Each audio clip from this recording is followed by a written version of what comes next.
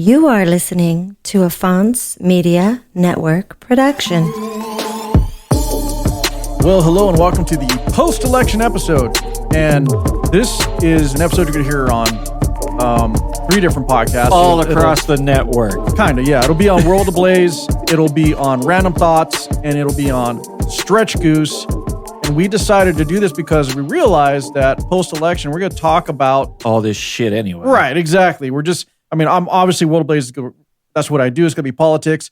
We always touch on, stuff that is big and happening and current on Random anyway, and also talk a bunch of shit. So, and then, Manuel on his own Stretch Goose podcast, when he's by himself, he usually touches on it as well. And I'm like, well, let's just combine this. And what we're going to do a little different, though, is if you're a World Ablaze listener or a Stretch Goose listener or Random, if you haven't heard the other shows individually, we're going to kind of mix it up a bit. There's going to be a huge chunk of politics, obviously, because we just can't get away from that. But that being said, we're going to start off with Listen, I want to, before we dive in Come on. to this entire... Oh, you don't want me to... All right. No. Hold on. I have the floor, sir. All right. God damn it. Manuel has the floor. Never mind. Before we got... I'm retracting how we're going to start. Okay. Yeah, fuck all that. Before we dive into this board of shit. Dude, we got a ton of content up, by the way. So this is probably going to be a long episode. 1, 2, 3, 4, 5, 6. I'm just going to say buckle in and just hang on for the ride. There's about 22 tabs. 22 tabs. Mostly video clips of meltdowns and fucking tirades. Yes. And we got some funny stories. But which I want to start with, by the way, just break the ice. This story alone is a work story. All right. So, all right, never mind. We're going to start with... Before we begin, we are once again not sponsored by Sparkling Ice Caffeine. Okay. I got the cherry vanilla this time, which is tasty. This is true. Tasty as fuck. We are not sponsored by... Okay, so if you're listening listening to this... Throw it away. If you're listening to World Ablaze, you need to listen to Random Thoughts with Manuel George because we have a long-running, not sponsored joke regarding sparkling ice energy. See, this is why we're not sponsored. Plus caffeine. I can't pronounce the name correctly half the time. Fuck it up. You fuck it up every time. So we're not sponsored, but we push this product consistently on Random Thoughts. My brother enjoys it. It's his go-to energy drink. So we decided, you know what? We're going to go ahead and keep pushing this thing. And my company spent $1 billion on Ghost Energy. The company you work for, yeah. For no goddamn reason. So we thought we'd just keep pushing this until they finally just give us a call. But they haven't yet. But they will. One day. So don't drink. I mean, wait, do drink. How do we pitch this? It goes like this. Sparkling ice plus caffeine. It's 0 sugar, antioxidants, vitamins, cherry vanilla, and blue raspberry are the best flavors. And it's 70 milligrams of caffeine. So you got to drink like 4 of these just to get the effect of a Red Bull or a Monster or a Rockstar. But you're not taking in the fats, the sodiums, the carbs, all that shit. And you get some vitamin C in this one. Okay, so that's our unsponsored pitch. And you already drink the regular long bottled sparkling ice water. So yeah, this is true. You just have to go over about 3 feet and you get the other stuff. All right. So there you go. If you never heard it, that is our non-sponsored pitch to drink sparkling ice. Yes. The official, unofficial drink of Random Thoughts with Manuel George. All right. So and I believe I've already had about 4 of these already. So, and I got 5 more right here to go through. All right. So, I was at work. Let's get to your story. I'm driving this episode. Apparently, you've taken over. Yes, I will crash this bus. Again, this is exposing people to different dynamics you probably haven't heard before. Hopefully, you guys have some fun, as much as we're going to have anyway. All right, listen. All right, okay. I'm shutting up. Go ahead. I was at work. I was at my last account. And of course, I ran into a situation. No notes, no nothing. There was no communication. Big delivery. I was an unhappy camper. And then the manager tells me I got to tear a bunch of stuff down to build a bunch of stuff, and it was his own stuff. So I told him to go fly a kite respectfully. And then I called my boss. How do you respectfully tell someone to fly a kite? I'm not fucking doing that shit. Which is obviously code for go fuck yourself, yes. Right? Okay, gotcha. It's called I'm not doing that shit. I'm not taking that shit down. It was just a straight, no. Not doing that shit. No. I asked him straight up, why was this not cleared before I got here? You already knew it was going up. Yeah, why would they throw that last minute on you? Oh, because we have in my business is called retardation. I was going to say lack of intelligence. No, just retard. Just straight retard. We can say that now that Trump's in charge now. Zero IQ. Right. Zero IQ. The woke shit's done. You can say retard now. Is it really? Yeah, retard. I just said it. Oh, that's right. That's right. We'll get to that. We'll get to The orange man has given us permission now. But anyway, continue. So anyway, they gave you this last minute stupid big ass project to dump on you at the end of your day. And all I did was I said, I'm not doing that shit. And then I called my boss. I told my boss, I'm not doing that shit. And then I called the sales rep's boss and told him I'm not doing that shit. And then they just looked at me and said, okay. At least you went through the entire chain of command. Yes, all with a phone call. I'm not doing emails. I'm not writing any fucking text messages. I gotta go. Like I'm just gonna tell you. I'm not gonna sit in my car and do this bullshit. But I was actually yelling at both of my higher ups, I guess. And I don't think they enjoyed it. So I might get some paper later. But I was satisfied with how it turned out.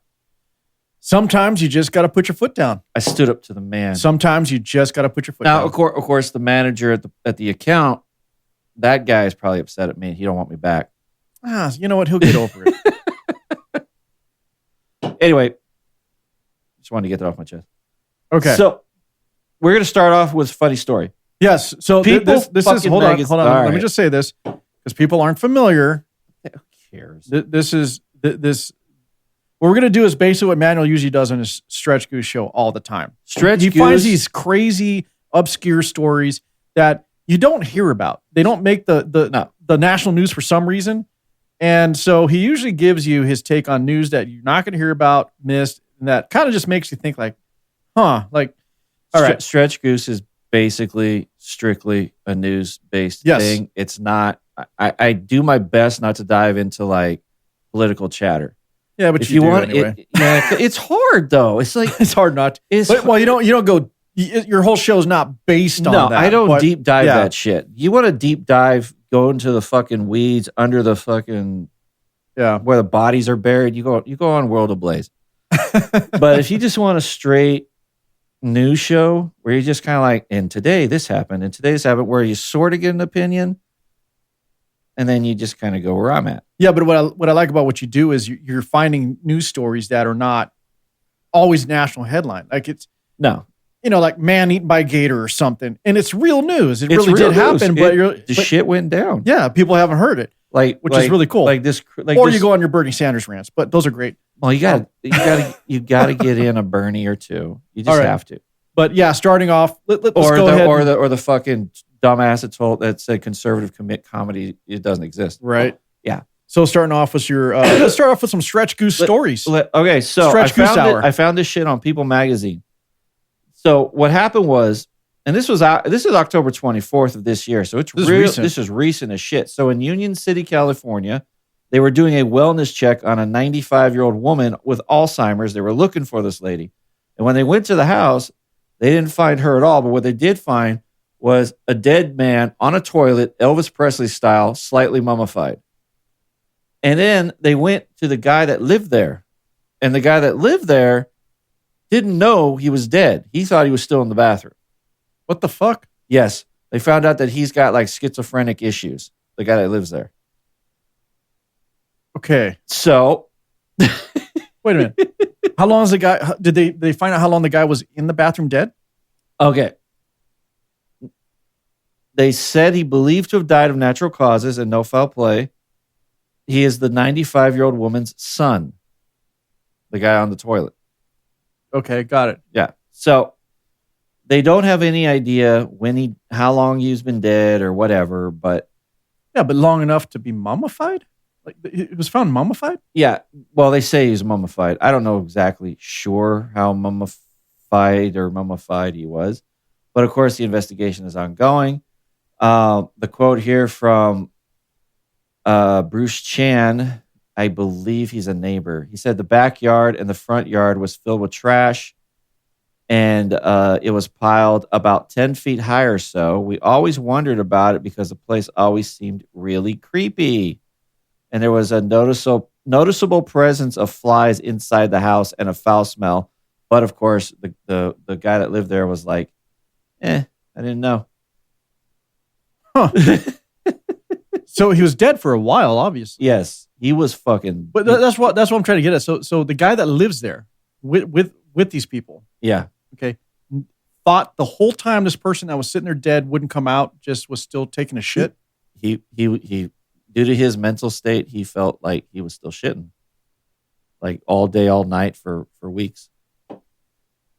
There's too many questions that I don't think we have time for on this particular episode. Of course, Union City Sergeant Brandon Hayward said it is strangely common for us to find people dead in the bathroom. Yes. So that must be that. I don't know if it's. I've heard that though. So aneurysms from taking a shit? No. So this is true. This is a fact that I've actually heard related to this. So what happens is, a lot of people, they don't know how to take a shit properly. Let's just say that. They force. It's a push. They try to push everything out, and then the eye before it's actually time to come out, whatever the reason. And so, certain people in certain health conditions, or as you get older, they have this habit. So what happens is when they wake up, they automatically think, "Oh, I just got to get this out of my body," and they're forcing and doing too much, and they actually give themselves a fucking heart attack or a brain aneurysm. And that's usually how they find them dead. Heart attack, sitting on the toilet. Wow. I know, crazy, but and this is. I mean, you can look this up. I came across this a few years ago. I'm like, there's no way that's true. And then I was like, wow, it might actually be true because I've had a couple of moments.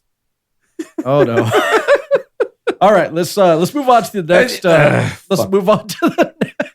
Fine, you bitch. And we're going to keep this light until we dive into the political side of things here. All right, I found this survey because I thought it was interesting. Yeah, this was interesting when you told me about it. Because I was listening to another one of those crooked media shows with Stacey Abrams. Good old crooked media. Fucking forgot her damn title already. Doesn't Stacey fucking matter. But anyway, yeah, whatever. Well, she made this comment about how she likes all music except heavy metal because she doesn't believe that the lyrics are intelligent and they're not written well. And then I came across a survey and I thought it was trippy as shit because in the survey, it says that Black Sabbath is the most intelligent artist based on lexical diversity in their lyrics. And it also rates metal as the most intelligent genre based on its diversity of lyrics at 41%, but it also has the most negative lyrical content. So the stories are darker, I guess. Well, yeah. And of course, Marvin Gaye is happy and whatever. But 3 in 5 people who listen to music while working say it improves their productivity by about 70%, enhancing a focus.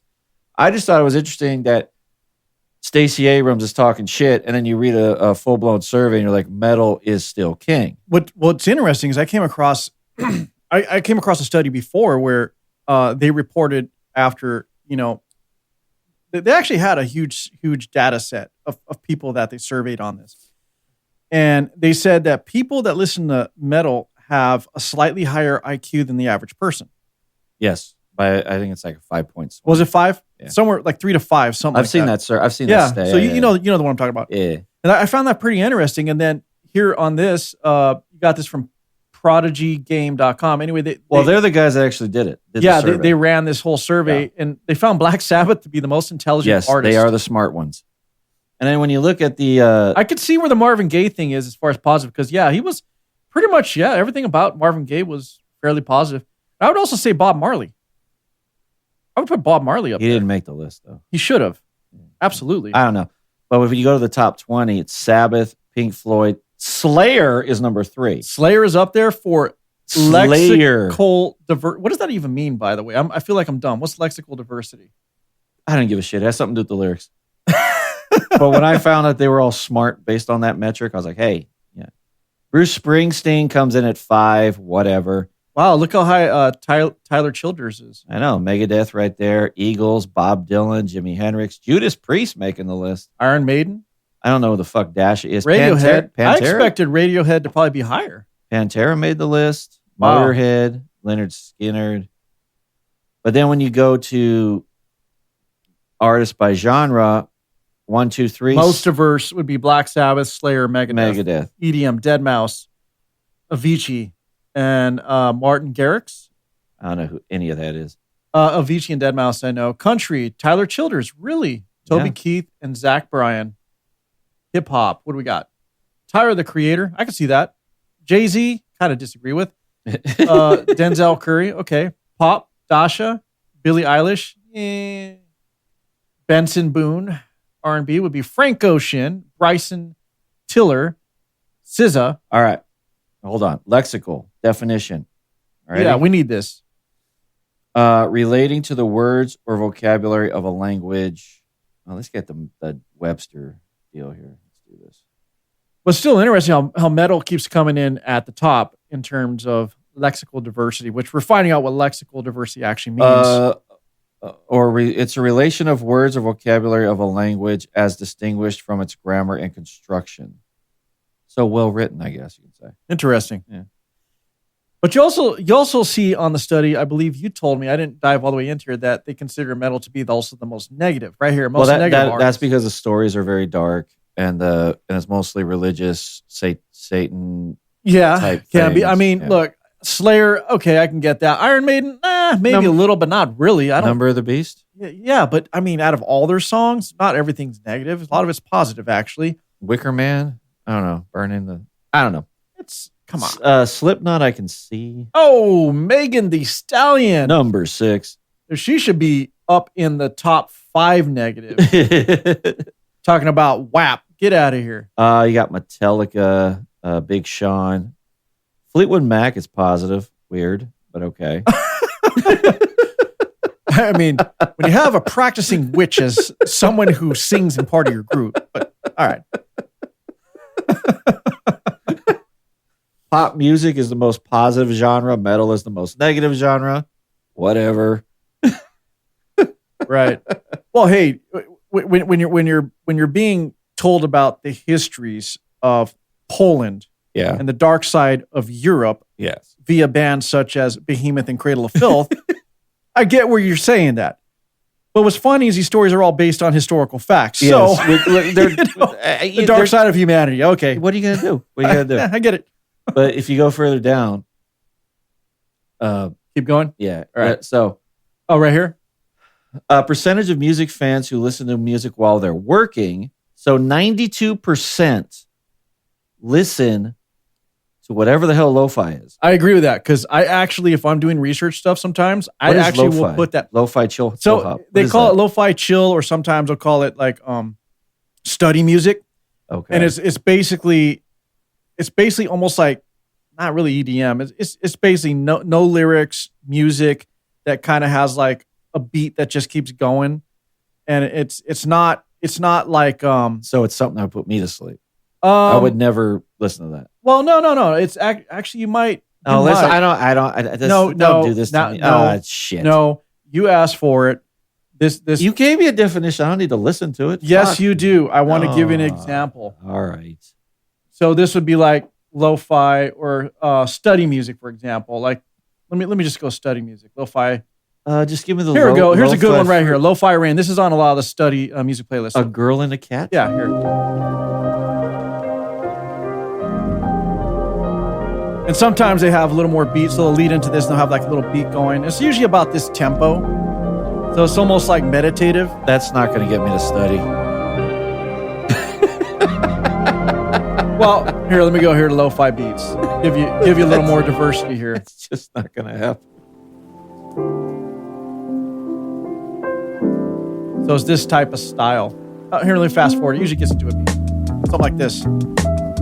So it's all this kind of vibe. I like it. I don't know. Hey, whatever gets you to cut the lawn. I don't know. Well, no, but when you're doing research and stuff, you don't, sometimes lyrics just get in the way of what you're trying to absorb. So you just want something that's not too aggressive. You want something that just keeps the flow going. I guess. It works.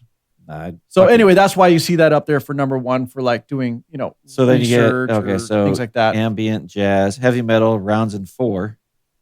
when it comes to while you're working, I mean, for me, metal will be, kind of up there. I like it. It's interesting when you get to the bottom, though. For me, it's metal, EDM, rock are the two up there for like work. Like I want to get shit done. Yeah. And then Or like some good old like outlaw style country. I'll put up there. It's interesting that alternative music is at the bottom. Like nobody. Yeah, it just fell off. Nobody. It just fell off. So you can't get through a Nirvana album. I guess. Okay, right. this part of this chart. I know this. We're going along with this, but I want to hit this because I think this is interesting. Yeah. So 39% of the people in the study got a promotion while listening to jazz music all the time. And 66%, they said when they were listening to reggae a lot, they would usually get like a raise or some kind of positive financial thing.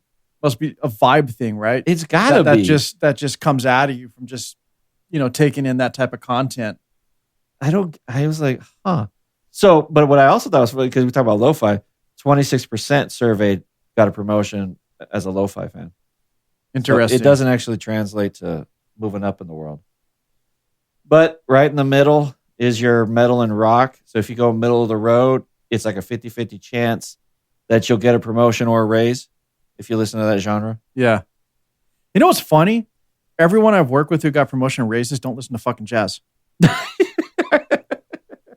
or even reggae. I don't know where they got these numbers from. I don't know.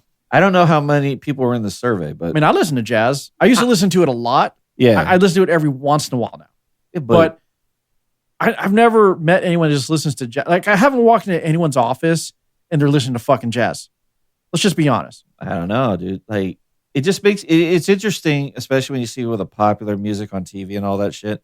Yeah. And then when you dig into the weeds, you're like, oh, nobody listens to it, really. Your music makes you dumber. All right. Well, this is all. And this part is like kids, like it's parents.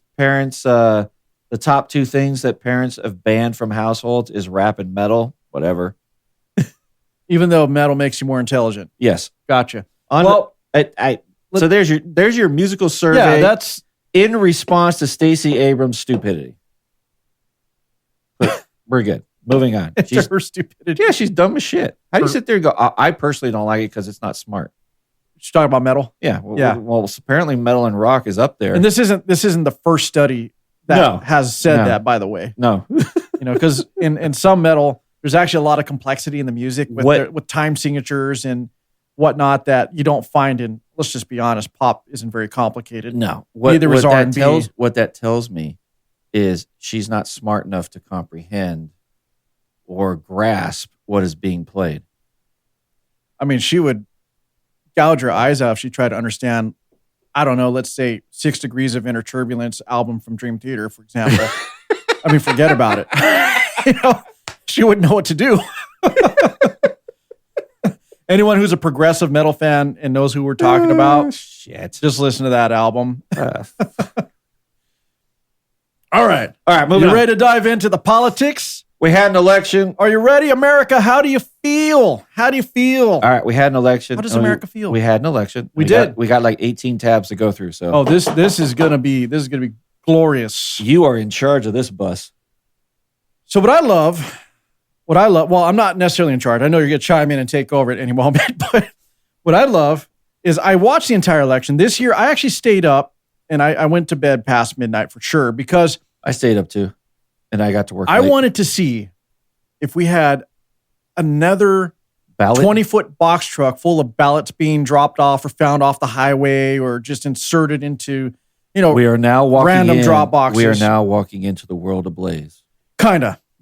I'm kind of more like playing this as world/random here. 18 tabs of world ablaze. Not really, but it's different because you're here. So now I'm being a little, I gotta like, this is more of like a random segment. You got someone to bounce shit off of. Yeah. So anyway, Joy Reid being her usual self, and this is during the election night, right away when she realizes all hope is lost for the extreme left, can't help herself from continuing to drive the fucking message of racism. She just can't get out of her own way. And so why don't we have fucking popcorn? You're right. We got a lot of clips here that require popcorn. We need either popcorn or a bag of Well, M&Ms. I got the coffee machine in here finally, so I think I got to get, you know what? Let's get a popcorn maker. I think that's a good idea. We need an actual fridge too, so I can store this. No, it's in the other shop. No, but we need it so we can. Anyway, I we can digress. store the sparkling ice plus caffeine. Oh, that's right. World of Blaze is now not sponsored by Sparkling Ice caffeinated drink. Yes. Moving on. Flavors are many, but we prefer blue raspberry and cherry vanilla. Cherry vanilla. Okay. So Joy Reid can't get out of her own way. I'm going to play this clip. I'm sure this might be a first reaction for you. I have haven't. I have now come to the realization why she wears a wig. I'm sorry. Anyways, let's play this clip. You know, it's a state that I think Democrats definitely were reaching for. There was a lot of work to try to turn out the college campuses, which were really thick and really packed, and try to turn out the suburbs. And I think there was a lot of hope because of just the insanity, can we say fairly, of the person who's running for governor in that state, and a thought that, you know, defeating him would also carry Harris in. But in the end, you know, if they didn't make their numbers and essentially exceed the numbers that Joe Biden had in the suburbs, and I think we have to be blunt about why. Black voters came through for Kamala Harris. White women voters did not. That is what it appears happened in that state, is that if you can't flip enough white women, and we've talked about this on this set numerous times, is that you have a state where you've got a 6-week abortion or a 12-week abortion. I think theirs might be 12 weeks. Yep. But it's a state where women lost their reproductive rights, where there was a very heavy push to get women to focus on not putting in place, re-electing, putting back into the White House the person who was responsible for taking those rights away and restoring them. But that message obviously was not enough to get enough white women to vote for Vice President Harris, a fellow woman. This will be the second opportunity that white women in this country have to change the way that they interact with the patriarchy. And, you know, God bless Shannon Watts, who has tried to have that conversation. But if people aren't receptive to it, and if people vote more party line or more on race than on gender and on protecting their gender, there's really not much more that you can do but tell people what the risks are and leave it to them to do the right thing. All right. What do you think? Reaction. And remember, we got a lot to go through. So I apologize. Give me your knee-jerk reaction here. I apologize on behalf of all white women for not showing up for Kamala Harris. I apologize that they didn't get rid of the governor. Yeah. As a man, you don't have a right to apologize for a woman. It's a woman's right to apologize for herself. Well, Trump's in charge. I can say that now. I look, the racism. No, I do. I apologize on behalf of all white women. The racism is crazy. Like this is one of the reasons why America pretty much unanimously voted for Donald Trump. They're tired of the divide. And here she is, election night, evident they lost. Yeah, she's going right and to she's it. Right away blaming white women. She's right away going for race. Then she tries to go beyond race and divide people further just by gender. Well, if you're not going to support skin color, you can at least support gender. Like, what the hell is wrong with why is she still on the airwaves? Nobody's watching her show. Don't worry about it. She is an anchor on MSNBC. I know, they're paying this woman. Yes. They're paying her. Nobody's watching to her be either. Racist. You ever see her ratings? She barely hauls in 300,000. Regardless, nobody's she's watching. Getting paid 6 figures to be racist on national television. The only television. time I ever see her is in clips. And of course, MSNBC, the continuation of the saga here. On the night of the election, I'm sorry.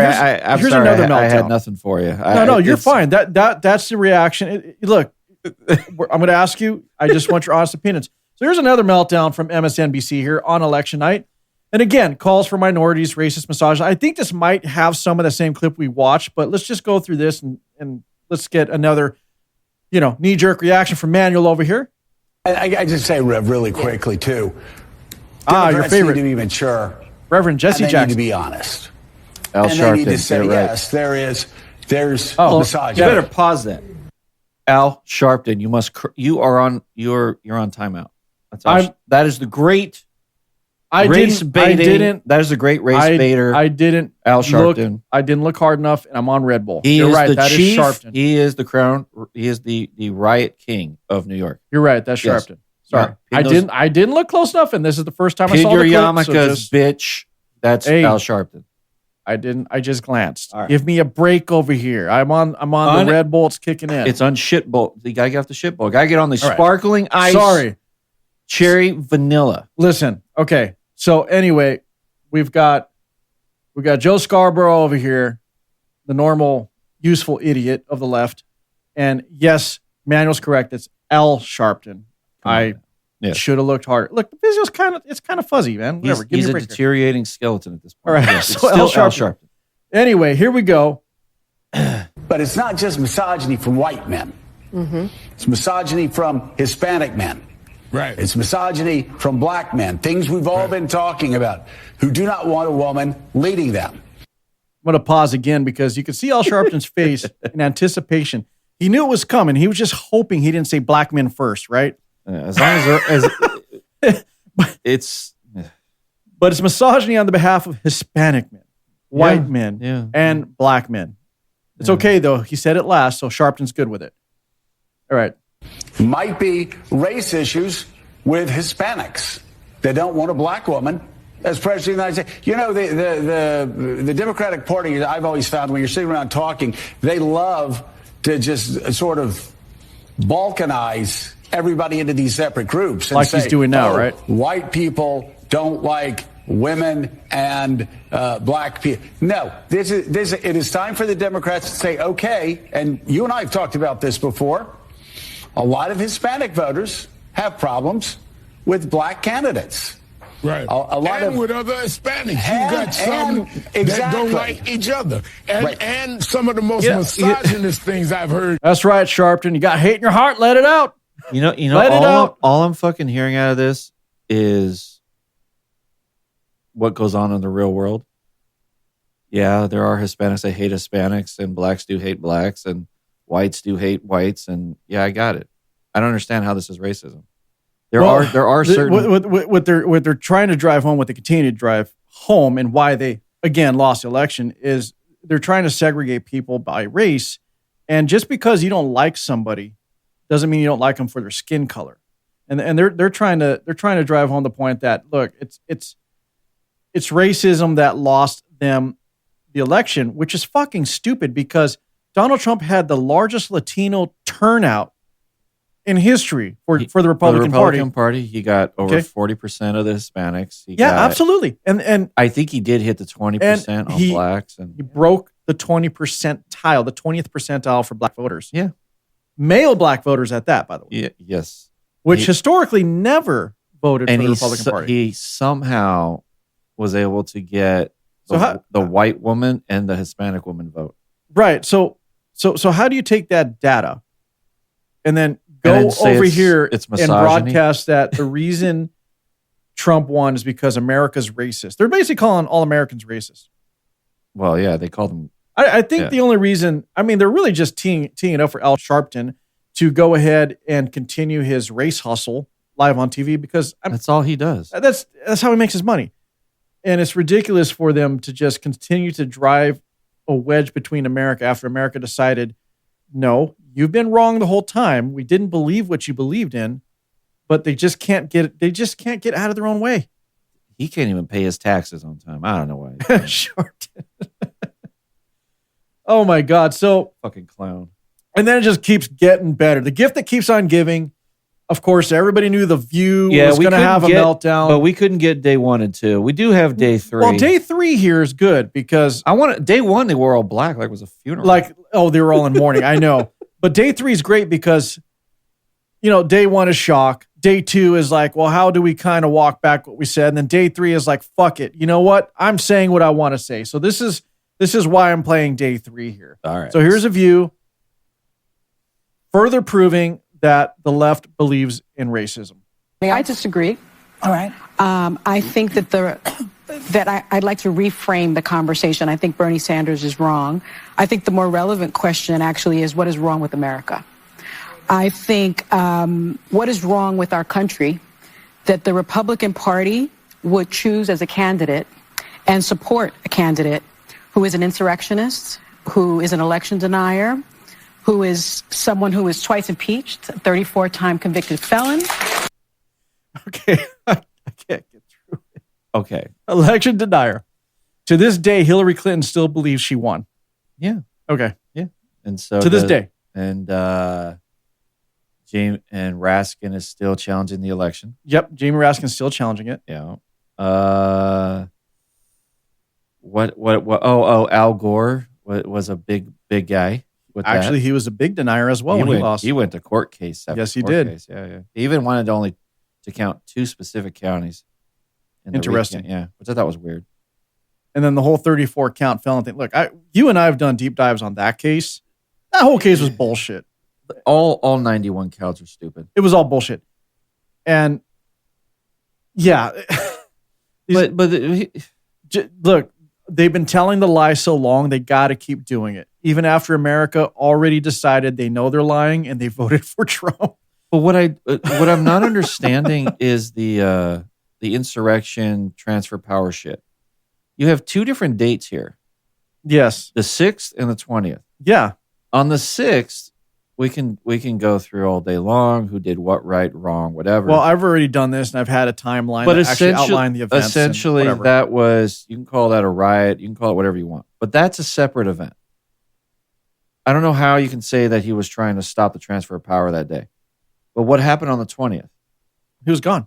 He gave a little speech. Yeah. He walked over, jumped on the plane, and he left. Yeah. And what happened that night? Joe Biden moved his bullshit in. Yeah. No, that's a peaceful transfer of power. He didn't stay there on the 20th and go, fuck yeah. He left. I don't know why they keep putting those 2 dates together. They're not. They shouldn't be together.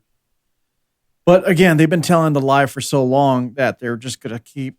They know if they admit their wrongs. I think it'd be better if they did, because then America might forgive them and give them a pass and allow them to start over. But at this point, just let them keep digging their hole. After we blow through all this, I'll tell you exactly why they lost. Why I believe they lost. Oh, I got that up here, by the way. So let's just keep playing this clip. It gets better. Someone who has been accused of alleged sexual misconduct by 26 women, found liable for sexual abuse. What is wrong with this country that they would choose a message of divisiveness, of xenophobia, of racism, of misogyny over a message of inclusiveness, a message for the people, by the people, of the people? That's what the problem is. It's the Republican Party. But can I say something before we can do a second? The Democrats are the ones. They are the party that cares for the blue collar exactly. voter. The Democrats are the ones who put in Social Security, Medicare, Medicaid, union protection, ACA, unemployment insurance, and Obamacare. The Republican Party doesn't give a rat's patootie about it. Clearly they didn't convince the voters. So all I can deduce. First off, unions put in union protection, not Democrats. Unions, workers who got together. Okay, so wrong on that account. Wait, and then the message of inclusion. No, if their message was inclusive, then they wouldn't have banded together all races across the nation to vote against Kamala Harris. So I'm not understanding that point. Hold on. She said that Democrats did Social Security, Medicaid, blah, blah, blah. Keep going. I'm going to figure this out. All right. All I can deduce is that it's the messaging. It didn't get through to people. They're not paying attention. That's all. Yeah, because the Democrats have always been for the working people. Exactly. And the Republicans don't I think that the message of the Democrats sounded elitist. You don't have value in the society. They if you don't sounded have a college that way, degree. but when you look at the proof, but Joy, it's condescending. It's condescending. There is What's condescending? The way that the left speaks to its voters. It really is a message of joy and inclusiveness. No, the message of not being educated, being dumb, and what's wrong with America. Who said that? Sonny just did. What is wrong with Joy. America? My point here is that that's not what Kamala Harris said. No. But saying. my point is, I don't blame Joe Biden. I don't blame Kamala Harris. Go back as far as you want. I blame a messaging within the Democratic Party. You don't blame the Republican Party? Can I just finish my point, please? I obviously have a problem. Anyone has a problem with Donald Trump. The bigger question should be, yes, Sonny, why did they vote for him? Yes. In sweeping. So they need to be introspective. No. We need to be introspective. If we voted for Kamala Harris, we need to say what didn't resonate with the voters. Do you know what didn't resonate with the voters? When they were saying we don't feel safe and the left focused on defund the police and bail reform. Yeah. When they said we're worrying about. Can I just finish? Let me just finish real quickly. When they were focused on It's only an hour show, ladies. Joy, when they were focused on renaming schools, there were people saying, hey, students are destroying colleges. I paid for that. I sent them there. They can't learn. And everyone apologized for it and didn't want to attend to it. They also denied the border was a crisis and kept saying, no, it's fine. This is not a... There was a border bill, though. There was a border bill. Yes, but Joy, my point is they Border screamed bill. and screamed. These people are just melting down, and they're arguing with themselves. They can't even decide why they lost. They know how they lost. They just won't admit it. Look, here's my theory with the left and the Democrat Party in general. They gaslit everybody. They tried to gaslight America into telling them how they are to believe and who they really are. And the only reason it seemed that way is because they had more money behind them, and they have control of multiple media outlets. You know, CNN, MSNBC, ABC, Disney. I mean, you name it. It's all leftist controlled. And so the only message you ever saw was that of the left. And the only way you heard anything of conservative messaging was through social media via pretty much mostly X. So one platform, X, got the messaging out that America actually believed in because it actually represented who America is. Just because you have the loudest voice on legacy media doesn't mean you are right and you are what America believes in. You just yell louder. That's it. You're just trying to convince people who they are, but they know who they are, which is why they did not vote for Kamala Harris. That's it. Plain and simple. Just realize you're not the majority. You're not right. You're wrong. America doesn't believe in your bullshit. So there's the view. Did you find that? Yeah. Yeah. What she is right. It was more Democratic, the Democratic administrations that put these in. But what I under Democratic presidents. Yes. Yeah. But it was part of Social Security was part of the New Deal with Roosevelt. Yes. I was going to say that. And Medicare was the Great Society program from Lyndon Johnson. Okay. And they were put together to do what they were designed to do, but the mistake that they made was they did not rely on like privatization. They made it more of public funding, if you will, which we're aging out, so we're not exactly. So both these programs are on the verge of collapse over time because it was not planned well. The reality with the Social Security issue, we're kind of getting off, but I'm just giving you my take. It's good. Fact check, kind of true. No, I'm not fact checking you. Bay monkey, because it was part of the New Deal under Roosevelt. Yeah. Okay, it was.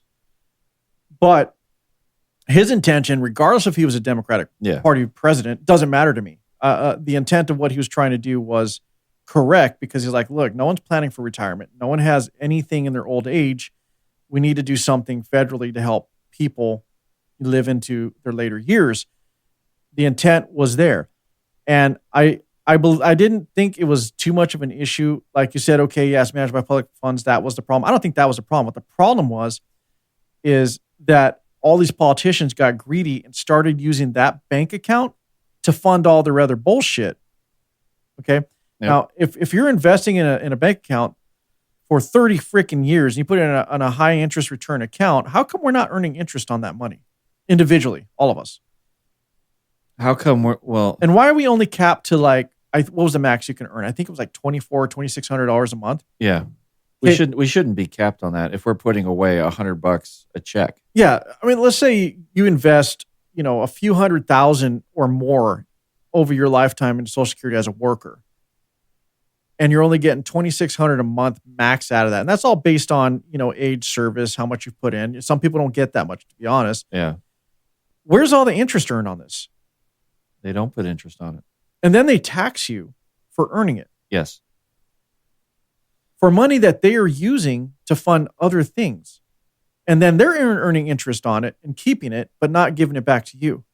So that's where it got fucked up. The idea was good. But humans are going to be humans and they're going to be greedy.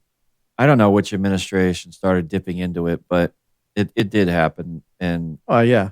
I would ridiculous though. The whole point was to kind of sort of I don't want to call it fact check, but just kind of see if she was right, because she was throwing a whole bunch of shit out there. It's okay. Look, my thing that I've said this on my show, and I believe this. I don't think the problem we have is everybody throws a blanket statement over people. Yeah. Like all conservatives and Republicans are nothing but warmongering assholes. They hate everybody. They hate gays. They hate, they think we're all fucking Nazis. And then on the other side, Republicans will throw this blanket statement on saying, well, all Democrats are really just fucking educated idiots. Sure, they're the party of higher education, but when they come out, they're just stupid motherfuckers who don't know the real world. And they believe in communism via all the socialist agendas and policies they're trying to push. So there's the blanket statement on them. Yeah. But in each group, that's not the case for everyone. No. It really isn't. So I'm really tired of these blanket statements everybody makes. You have bad apples on all sides. You really do. But trends are trends. And lately, the Democratic Party lost because, I'm going to get to those reasons, but America is not what the Democratic Party thought they were.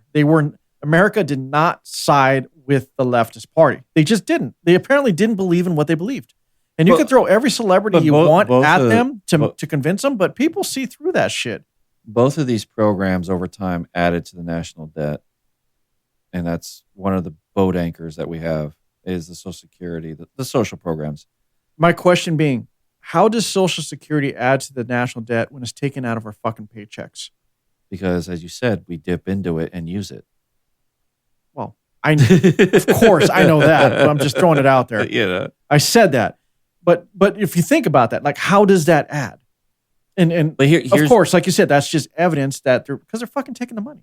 Because, they're taking the money. One of the things that I thought was weird, if it was something that was supposed to help, we did have Republicans wanting to reform it and make it a private interest-bearing account. Which is exactly what it should be. Right.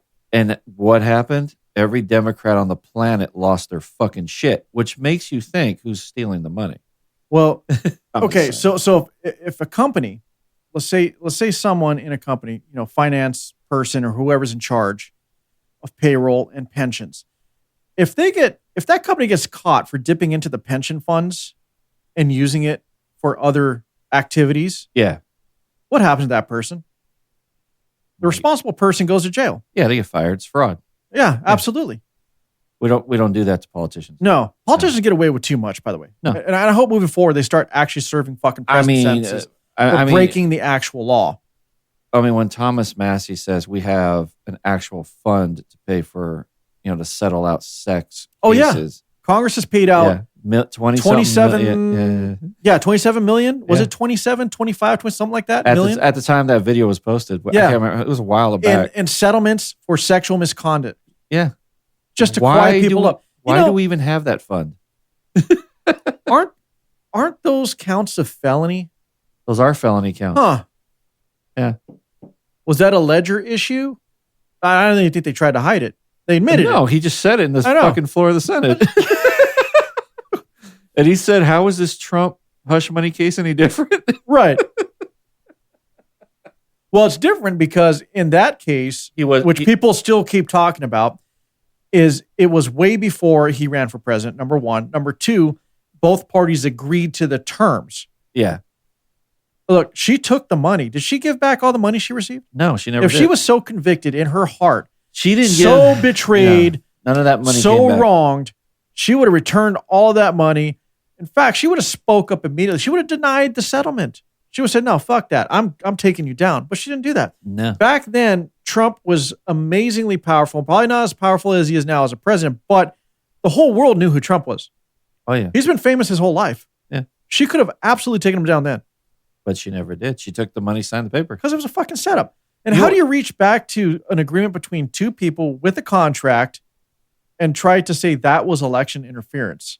It was a year before he even went down the escalator. It's ridiculous. Yeah. What's even more mind-boggling off of what that whole View segment was is that they corrected the E. Jean Carroll thing. I thought it was interesting because they always say he's a rapist, but now they're saying now she finally went out and said alleged. Yeah, I caught that too. And found liable of sexual misconduct. Alleged. Yeah. Well, liable has to do. It's kind of like a guilty, but not guilty. But it's really because it's related to how you would find or find someone, I guess, guilty in a civil I just thought case. that shit was hilarious. It's like, oh, we're correcting the record now? Yeah. And what's funny is being found liable is not even based on a unanimous decision like it would be in a criminal case. It's a civil case. Yeah, it's based on the presumption of evidence. And he has not. As in, it's more likely he could have. He has also not paid that bill. He is not going to. He told E. Jean Carroll to eat some shit, and her lawyers are looking for the money. Yeah, but didn't it come out later where she admitted that it didn't happen?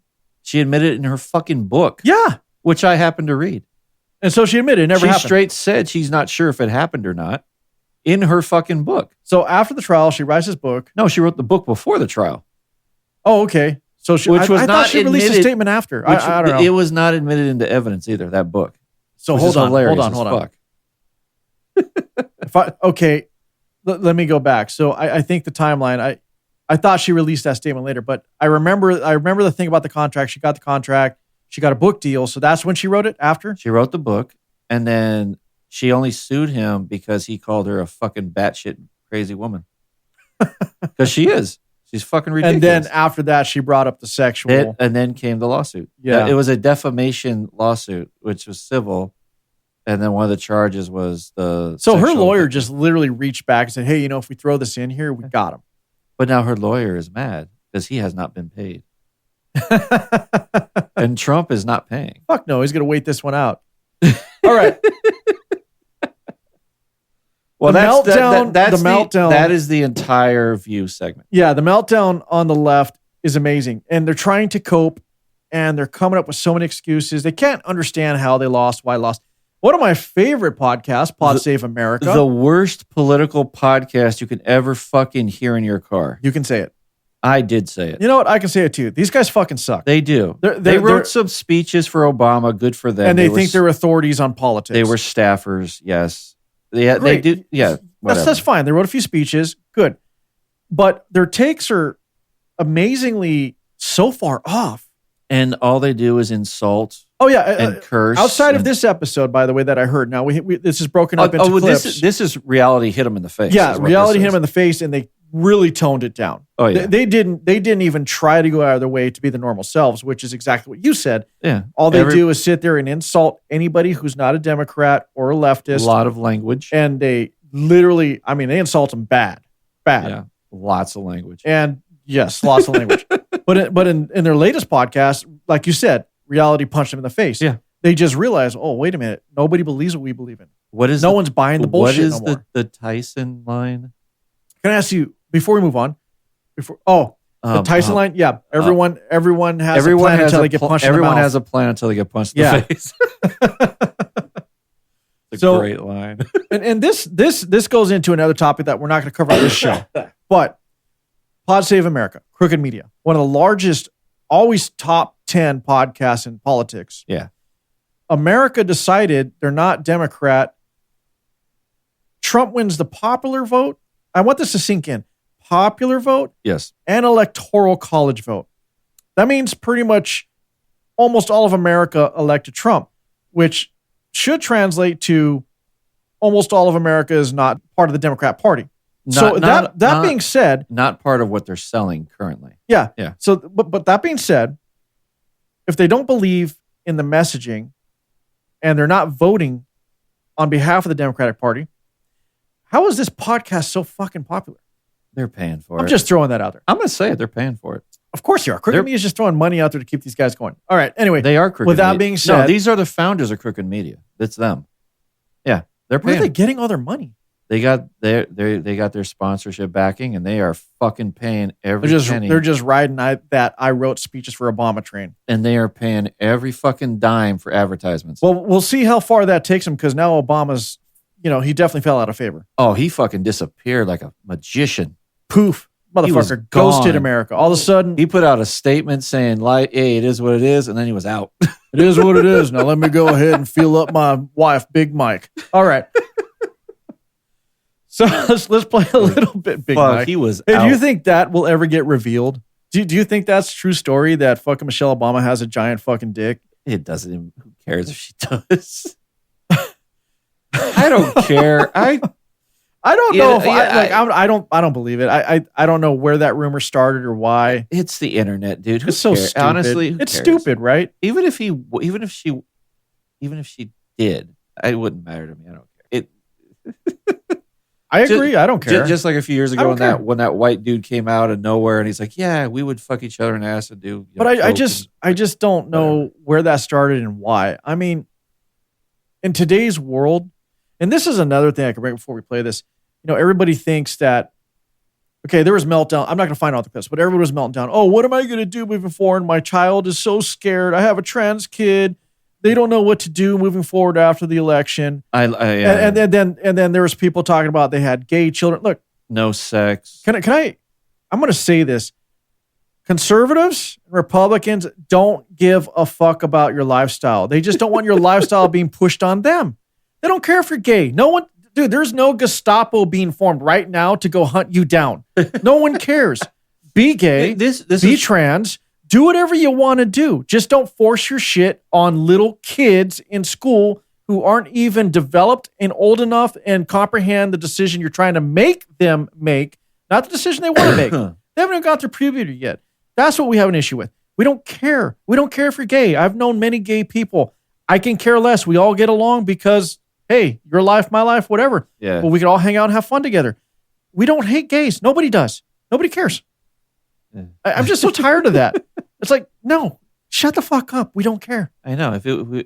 If Trump was anti-gay, his first administration wouldn't have 3 gay dudes in it. Exactly. Dude, no one cares. Live your life. If he was anti-woman, he wouldn't have a press secretary female. He wouldn't have had a UN female. I know. Yeah. Listen. And now he just gave the chief of staff to the first woman ever. Absolutely. And we have idiots like Mark Cuban saying he doesn't surround himself with strong women. He's afraid to be around strong women. Okay. Case in point. Yeah. I'm going to jump ahead since you brought it up. The great. Yeah. So amazing. Susie Wiles is now the chief of staff. The chief of staff for the president. Let that sink in. That's the most powerful woman in Washington right now. She got DeSantis elected. She got Rick Scott elected. You think he would put a weak woman in charge? That woman. Do you really think he would make a weak woman chief of staff? This woman probably told him, "You shut the fuck up, or I'm going to stab you in the throat." I'm sure she did. Oh, I know she did. Because Trump gave a speech. It was a speech or interview where he even stated how Susie would kind of help reel him back and keep him in line a bit. Oh, I will slap the shit out of you. Look, she's qualified. Sure, she doesn't have any actual experience in Washington per se. No, she knows how to run a camp. She knows how to get around politics, and she knows what she's doing, and she knows how to keep things on task. And look, she's so powerful. Nothing goes through him without going through her. Well, aside from classified information, I'm sure. Well, but now that you're chief of staff, you get all of it. And I want everybody to know how powerful that is. So I pulled this up right here. How powerful is the president's chief of staff? The chief of staff is the most senior political appointee in the White House. The most senior. He hates women so much, he would make a woman the most senior appointed position. Give that woman the most senior position. Because he hates them that much. He hates women. He hates them so much that he has Danica Patrick around him, Tulsi Gabbard around him. I mean, I can keep going, but you and I, we get it.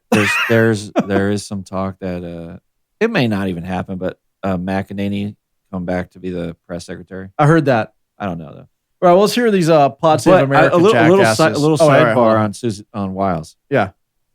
You know who Pat Summerall is? Yeah. Oh yeah. That's the daughter.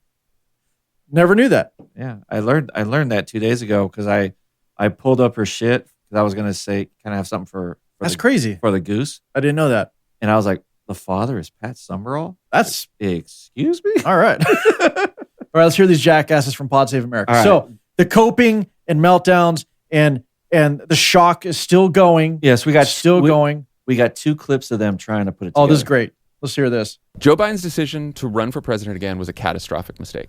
It just was. And he and his inner circle, they refused to believe the polls. They refused to believe he was unpopular. They refused to acknowledge until very late that anyone could be upset about inflation. And they just kept telling us that his presidency was historic and it was the greatest economy ever. We just heard him again say that it's the greatest economy ever. Clearly, 70, 80% of voters don't believe that. They don't believe that about their own personal financial situation, but they just keep telling us that. And then after the... Hold on, I gotta stop. He keeps saying they. These assholes, these jackwads on their own show, bolstered and propped up Biden every single fucking episode. Yeah. They denied the economy was bad every single fucking episode. They also said it was the greatest economy ever. Absolutely. They also had a show with an economist breaking down the inflation and how it wasn't the gaslighting episode. The economic gaslight episode. Yes. Listen, these guys are so full of their own shit, and now they're trying to distance themselves from the left by saying they. Bro, you are the left. These guys get paid to talk shit about Republicans so that their party stands out. They hardly have Republicans on their show. They are the left. Everything he is saying is exactly opposite of what he was saying the entire fucking Biden presidency. Yeah, they said they refuse to believe the polls. They refuse to believe the polls. Look, I've only once on my show dug at these guys because I don't like taking other podcasters and trying to tear them down, especially since we're independent and you and I tried to get with other independents. Okay, I get it. But I got to be honest. I think moving forward, I don't give a fuck. I'm going to call people on their shit. You're a fucking asshole, John. You're an idiot. You don't know what the fuck you're talking about. There's not enough college in his head to save him. I'm telling you, for all your degrees, like, I don't understand how he could be so fucking stupid. I'm just going to say it. And I don't even care if Democrats stop listening to my show because I do have some. I don't give a fuck. If these guys are your heroes, you need to reassess where you're getting your education and your information from. I'm sorry. These guys are fucking idiots. And on this show right here, they're literally compromising their own values, everything they stood up for, and the fucking messaging they have been putting out there for the entire fucking Biden presidency. Fuck this guy. Yeah. But that being said, let's listen to more of his bullshit. Debate, the Biden people told us that the polls were fine. And Biden was still the strongest candidate. They were privately telling reporters at the time. We can't get through it. No, hold on. Now he is saying Biden told us everything was what it was. Right. Didn't these guys use third-party data? Yeah, don't you have access to the fucking polls yourself? Of course they do. You tell me Biden is over, everything's fine, guys, the polls are fine. You're sitting there saying that you don't look at them? Manuel, you're listen. a left-leaning political show. It is your job to look at them. It's ridiculous. It is your job to stare at the numbers. Manuel, you are lying through your fucking teeth. These guys, I've heard some of their episodes where they literally use third-party analytic companies. Yes. And they even brag about how they have their own. Yes. They have their own company that does this shit. Exactly. They have the data in their fucking office. You're telling me Biden is your source? Come on, dude. I'm just going to skip to the next clip. This guy's so bad. No, come on. You want to keep going? All right. Let's hear some more of John over here from God Save America. Johnny Fabs. The worst political podcast on the fucking planet. Let's go, Johnny Fabs. Kamala Harris couldn't win. So they were shivving Kamala Harris to reporters while they told everyone else not a time for an open process and his vice president can't So why win, didn't you so he's the report on strongest it? Candidate. Then we find out when the Biden campaign becomes the Harris campaign that the Biden campaign's own internal polling at the time when they were telling us he was the strongest candidate showed that Donald Trump was going to win 400 electoral votes. Why didn't you report on that? They didn't report it. You have the numbers. They didn't report it because they're spineless. I have the numbers. I know you do. Listen, they're spineless and they have no values. They have no values and no integrity. They were just collecting that DNC check to keep pushing the fucking message. That's exactly why. Come on, dude. When you said that he just said that Biden was shivving Kamala before I know. Why didn't you bring that up? Why didn't you report on it? Well, you have I have the data. Look how mad he looks. Look how angry he is in this clip. This is a fucking clown. He's so mad at what? You should be mad at yourself, dude. He's a fucking clown. I would sit in the room and ask him, why? You know these were guys. there. You know these guys are on San Jose, California. I know where they are. We need to go drive up there and really sit down with these guys. I know where they are. Hey, Pod Save America, World Ablaze, Stretch Goose here. We're in Modesto, California. I'm just gonna say I don't give a fuck who knows. Let's meet up, motherfuckers. Let's have a chat. You were there. Let's have a chat. Let's have a fucking chat. I want to hear you lie to my face. I want to hear you backpedal everything you said for the last fucking 4 years. Watch out for that in front of my fucking face. I want this to happen. Watch out for that cliff. And these guys think they have language. I could be the filthiest mouth motherfucker there is on the planet if I have to. I want to hear these guys really in front of our face, especially you, because you can go off. I want them to give you the bullshit to your face. I just want to do it to hear your response, to be quite honest. What internal polling does Biden have that's different than the internal polling of your own system? Nothing. They're getting fed all the info straight from the Can DNC, you be dude. any Straight higher from their own party. can you be any higher on your own fucking supply? Seriously. What are you smoking? Were you going to come out and try to PR this bitch? All right, let's try to finish this clip and go to the next one that has one of their other partners of the show here. Let's do a Pod Save That's what their show. own internal polling said. There were polls showing 80% of voters thought Joe Biden was too old to get a second term before the debate. Right. And then we all watched the debate. Okay. And then in the last few weeks, Biden was campaigning, and he said, we need to lock Trump up. He created a controversy over whether Trump supporters were garbage. He said, the weird thing about slapping Trump on the ass. Like, his moments on the campaign trail weren't flawless either. You cannot. It's absurd. It's absurd. Trying to be generous here. I'm not. I'm done being generous. I want to. But you didn't I also even think all the TV money ad should be. It should be rethought too. More importantly, the idea that Joe Biden was going to do better in this race than Kamala Harris is on its face absurd. Okay. Okay. So they were saying that Trump was creating this controversy, but they just stated it wasn't Trump. It was Biden who created the controversy by saying the shit he said. And with that, Kamala still lost. And let's just put this into perspective. We're just talking about how much money these guys throw around just so they can stay Didn't they just have a Hinchcliffe episode? Yes. But hold on. Let me make a point here. They throw money around to be a top 10 political podcast. The guys are horrible. I'm going to put this into perspective. All the money they spend. Now let's take Kamala Harris's campaign. Her campaign was a $1 billion campaign. That was mostly on the axe, right? $1 billion. I think it was a little more than double what Trump spent on his campaign. Yeah. Just saying. It wasn't that people didn't vote for Kamala because of Joe. They didn't vote for Kamala because they didn't fucking like Kamala.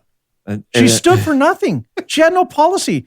She ran on abortion. I'm sorry, I know abortion's a heated issue, but that was the only thing she kept talking about. All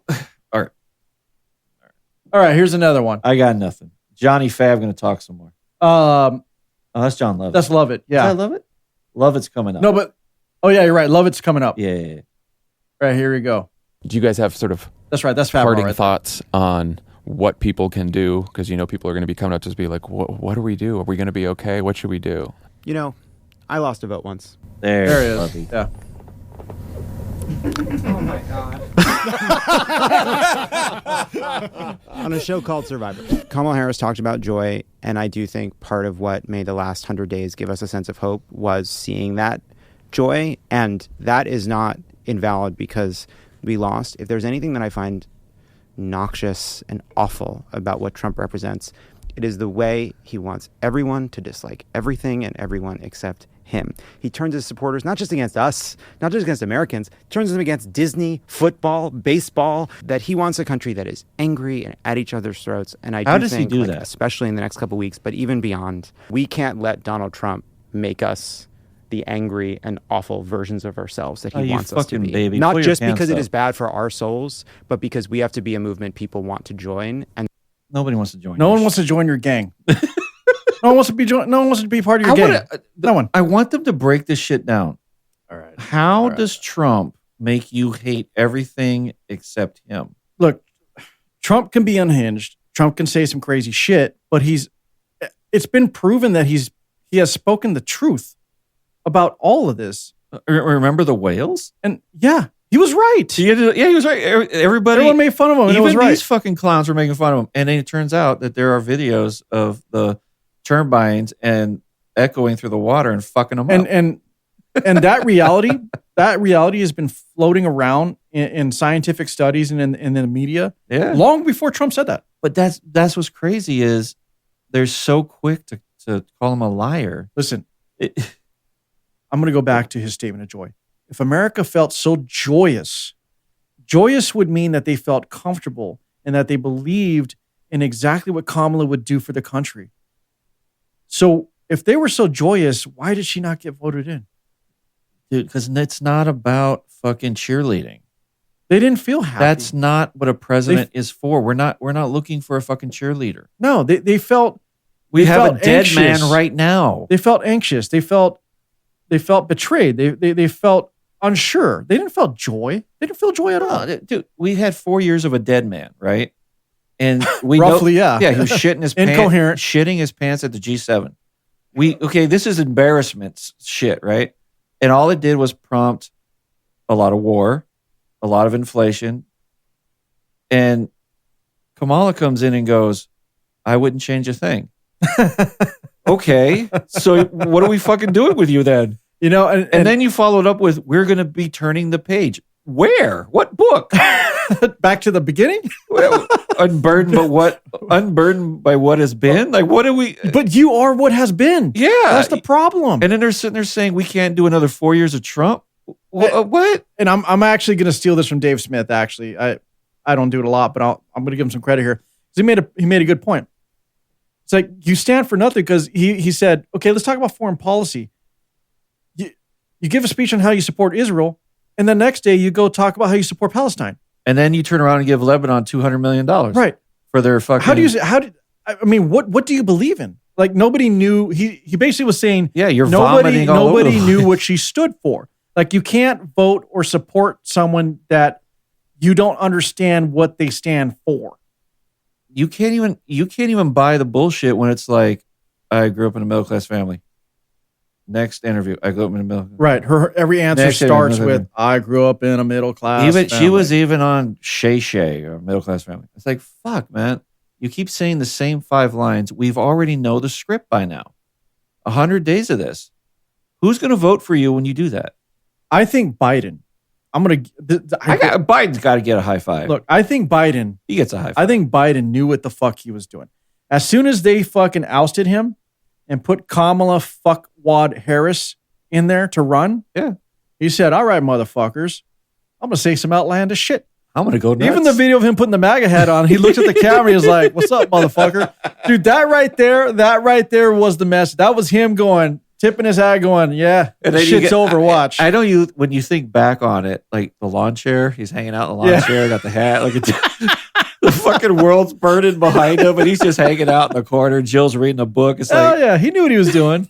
And then she loses. I don't give a fuck. I'm going to lay on the beach in Jersey for about a month. And then she loses, and he walks out there going, yeah, he did. He looked so happy. You saw that clip? He had a pep in his giving step. Thumbs He's up. fucking Motherfucker suddenly coherent, doing cartwheels, backflips. You know what I mean? That's because he gets to be the only guy on the planet that says, I beat Trump. That's all he wanted. He didn't give a fuck. What? Do you think, and do you not think that maybe Hillary was also extremely happy? Oh, yeah. It's not going to be you. I was supposed to be. Yeah, there. right? Yeah. Of course. All right, so I'm gonna go over why the Democrat Party, their candidate lost, and you were gonna go into this. I'm gonna read some stuff up that I think that I posted, and you can go ahead and chime in. But here's why I think they lost. Number 1, the people were tired of the woke agenda. All right. 2, they were tired of the alphabet agenda. 3, they were tired of the race hustling, which they still continue to do after he's already been elected, which is crazy. They were tired of the lies, which have been proven that the media has been pushing lies. It's like they can't even hide it anymore. No. People are tired of the division. America just wants to be America again. They don't want to look across the pond, across a yard, and wonder whether or not they should like their neighbor and hang out. Like, get the fuck out of here. I think America just wants to be America again. Realize that we're just one country. Isn't that what diversity, equity, and inclusion is? Absolutely. It's an absolute division. You got it right there. That's exactly what it is. That's what it is. Exactly. People are tired of the gender wars. This whole man versus woman versus they versus it versus whatever. Like, get the fuck, dude. Stop. Let's just stop. Stop. Can we just be people? Yeah. Like the identity politics, people are done with it. They're tired of it. They know who they are, and we don't have to keep putting everyone in boxes. They also, my seventh point here, they also see through the legacy media, which goes back to what I said about the lies. They know it's bullshit. You know what I love about that one is Fox News. They keep saying mainstream legacy. Oh, that's not us though. Well, they're trying to disassociate themselves with it. Well, ever since they got caught on that Tucker thing. Yeah, that little $700 million snafu. They've been trying to distance themselves. Okay, and number 8, I said people care about America. And that's why they voted against Kamala. They care about America. They don't want to be divided. They don't want to be, in a gender war. They don't care about the alphabet agenda. The woke agenda, they're done with. The race hustling, they are entirely done with. They just want to be America. They want America to be first. When they wake up in the morning, they just want to be Americans. They don't want to be black. They don't want to be brown. They don't want to be fucking woman. They don't want to be man. They just want to be Americans. Yeah, they don't want to be reduced to acronyms. Absolutely fucking stupid. But this is why I think she lost. I know that all that stuff there is true, but what I think ended it for her was, like I said, I've always said this. Everybody else, they always think like we don't own a TV or we don't have access to information. And the internet is forever. So when you sit there and I'm going to go back a little bit because it kind of sets it up somewhat. When you sit there in the debate and you say, Joe Biden, you're a racist over the busing issue, blah, blah, blah. And then you get fucking body slammed by Tulsi Gabbard over your AG policy in California. Oh, yeah. And she doesn't get a single vote in her home state. She gets fucking wasted. No answer for why you kept people incarcerated to use as labor. Like straight wasted. Like she's done. We don't even pick her up anymore. And then she disappeared so fast after that. Yeah. And then out of nowhere, Barack Obama goes, I still like her. She has it, she should be respawned. And she, Joe, make her vice president. But she called me a racist. I don't care. Make her vice president. Yeah. Then she goes on Stephen Colbert and she goes, oh, it was just a debate. Okay, so you're lying then. You're full of shit. Right out of the gate, you're already full of shit. We knew you were full of shit in California, but now you're telling the world you're full of shit. And then she becomes vice president. And what does she do with it? She doesn't go to the border when she was told. She doesn't even try to negotiate anything with anybody when she's given a job. She's bitching and complaining. Her staff hates her. This is all in the news. And you're the American people watching this shit, right? And it's like, why is she not getting along with anybody? Why is everybody getting fired? Like, what is happening? And then Joe Biden dies on stage, right? He literally dies on stage. Well, yeah, he didn't do very well in that debate. He dies on stage. And then he holds on a long time to his job. And everybody is saying he's too old. He's a piece of shit. We got to get rid of him. But they have all this money that they can't transfer to anybody but the vice president. What do? Well, let's give it to her. We got no choice. But she's already said she's already been proven to be full of shit. We got no choice. The mistake they made. And not only that, the switch was so late. You're over here saying, save democracy. Then you do this switch without a vote, without a primary, without anything. Yeah, that's what I was going to say. They didn't have a primary. They didn't allow for competition. At that point, They could have injected Gavin Newsom. They could have injected Buttigieg or whoever, and gave them a chance to give the people a chance. Basically. Right, but Favs is over saying it was too late to do that. It really I don't believe so. I don't believe so. You had at that point 120. It wouldn't have taken days. long to get that done. No. So at that point, the American people are looking at this going, "No, we're not going to get this. We're not doing this." You just said democracy is on the ballot, and then you do the most undemocratic democracy thing known to man. No one's buying your bullshit at this point. Yeah, you're right. And then she goes to her first interview and goes, I wouldn't change a thing. Everything we did was cool. I was the last one in the room. I made all of the final votes in the Senate. I'm the one that did it. I stand behind my decisions. Well, if you're not changing anything different than Joe Biden, then and we all have inflation, economic issues, fires and shit, then why would we even give you the job? Well, again, and it goes back to here. People were tired of the lies. They're tired of the division. They're tired of the race hustling. Did she not run a lot of her campaign on being a black woman? She would be the first black woman president. Well, it depends on where she was. I know, but they were tired of division. Which further makes it dumb. And people could not understand why she didn't get the black vote. But not the way they thought she would. And then you think going out there and pointing your finger at black men and going, you're not voting for me because you're a misogynist piece of shit. Obama? Or Obama. Yeah, well, Obama that's what said that. Obama said that, but then she said similar things.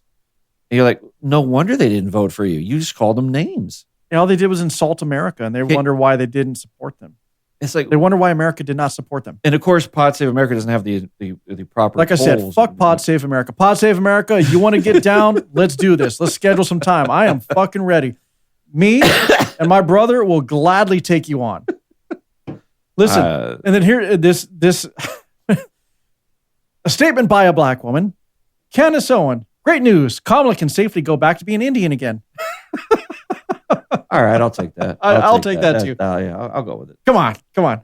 I like the hat too. It's a little mock-up says make. Yeah, I like that. Make Kamala Indian again. Look, Candace goes a little too far lately, I think sometimes, but you got to admit that's funny. That's pretty good. Yeah, that was pretty good. I'll give it to her. I'll take it. 11 million people saw that. All right, so we went through the list of why we think they lost. You made some extremely good points here because everything you said is true and correct. And a lot of what you said echoes some of these points. So it's like America sees through the bullshit. They know. And now they're calling for a recall of the election. They're calling for, hey, we need to recount these votes. And I wanted to bring this up because Colin Rugg over here on X, this is where I got this info from.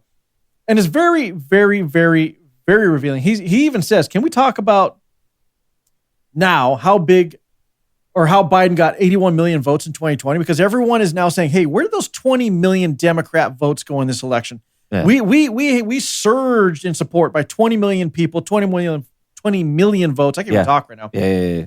And he's like, where did all that go? Well, this graph here, if you look at the history of Democrat voting and Democrat support, the most charismatic president that was on the ballot ever, Obama in 2008 got 69 million votes. No, that's not correct.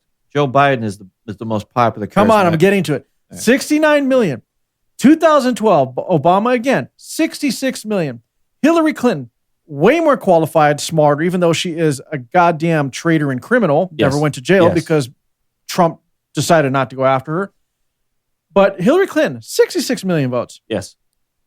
Kamala Harris in 2024, 67. So far, 2008, 2012, 2016, and 2024 all track.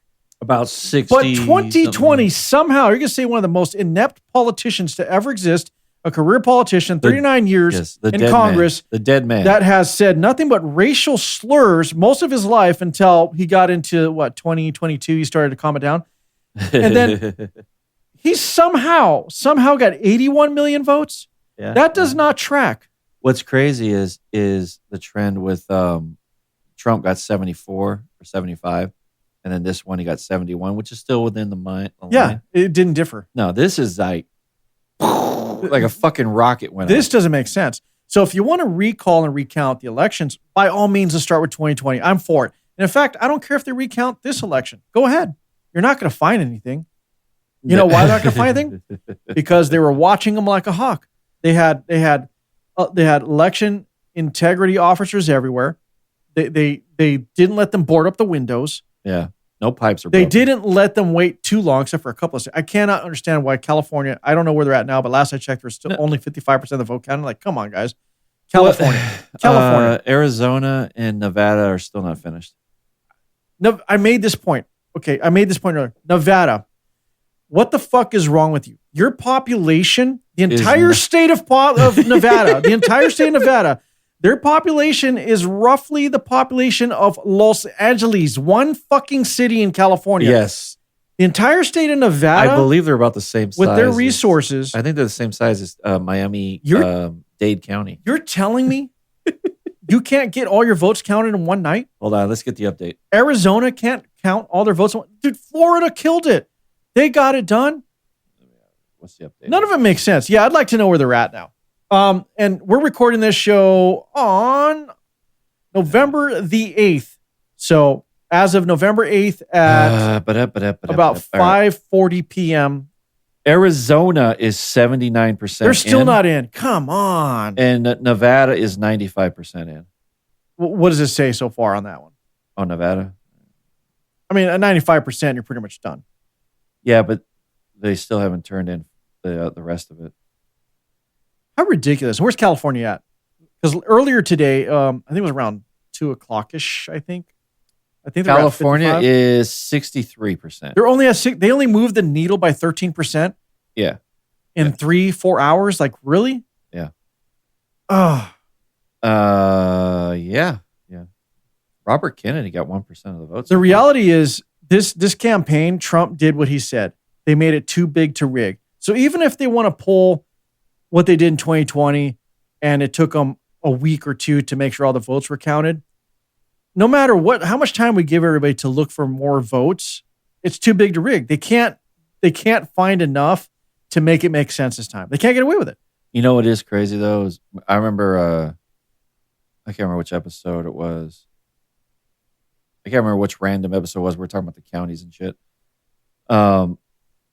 It is true. San Francisco, Los Angeles, San Diego. Basically, the whole coastline is blue. Yes. And everything else is red.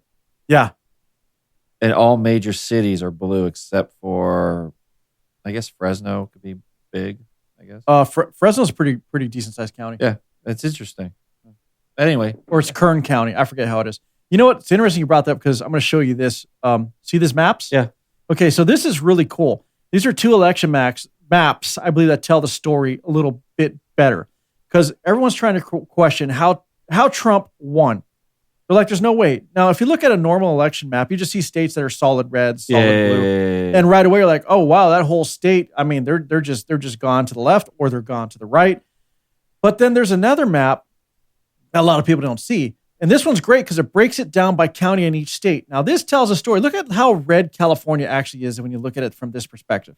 Yeah. Well, yeah. I mean, and when we turn Isn't that crazy? Yeah. When we turn on our cameras, we will eventually show the world. I know. And then look at southern Texas, how red it is compared to what it usually is. Look at Florida. They're always red, right? But if you come out over here into the North Carolina, look how red that got. Look how red Pennsylvania is. Yeah. Look how red up by the Canadian border. It's not a whole lot of blue. No. Look how red Illinois is. But if you were to... And Illinois still went Democrat, and that's based on just a few counties, right? But then the rest of the entire state is red. It is red. But what's crazy, though, is if you zoom into this shit, which I don't think we can, every blue square is a major city. Yeah. So right, that blue square on Texas, that's Dallas. Yeah. That one down there is Austin. Right here. That over there is San Antonio. Yeah. El Paso's right there. Yep. It's all blue.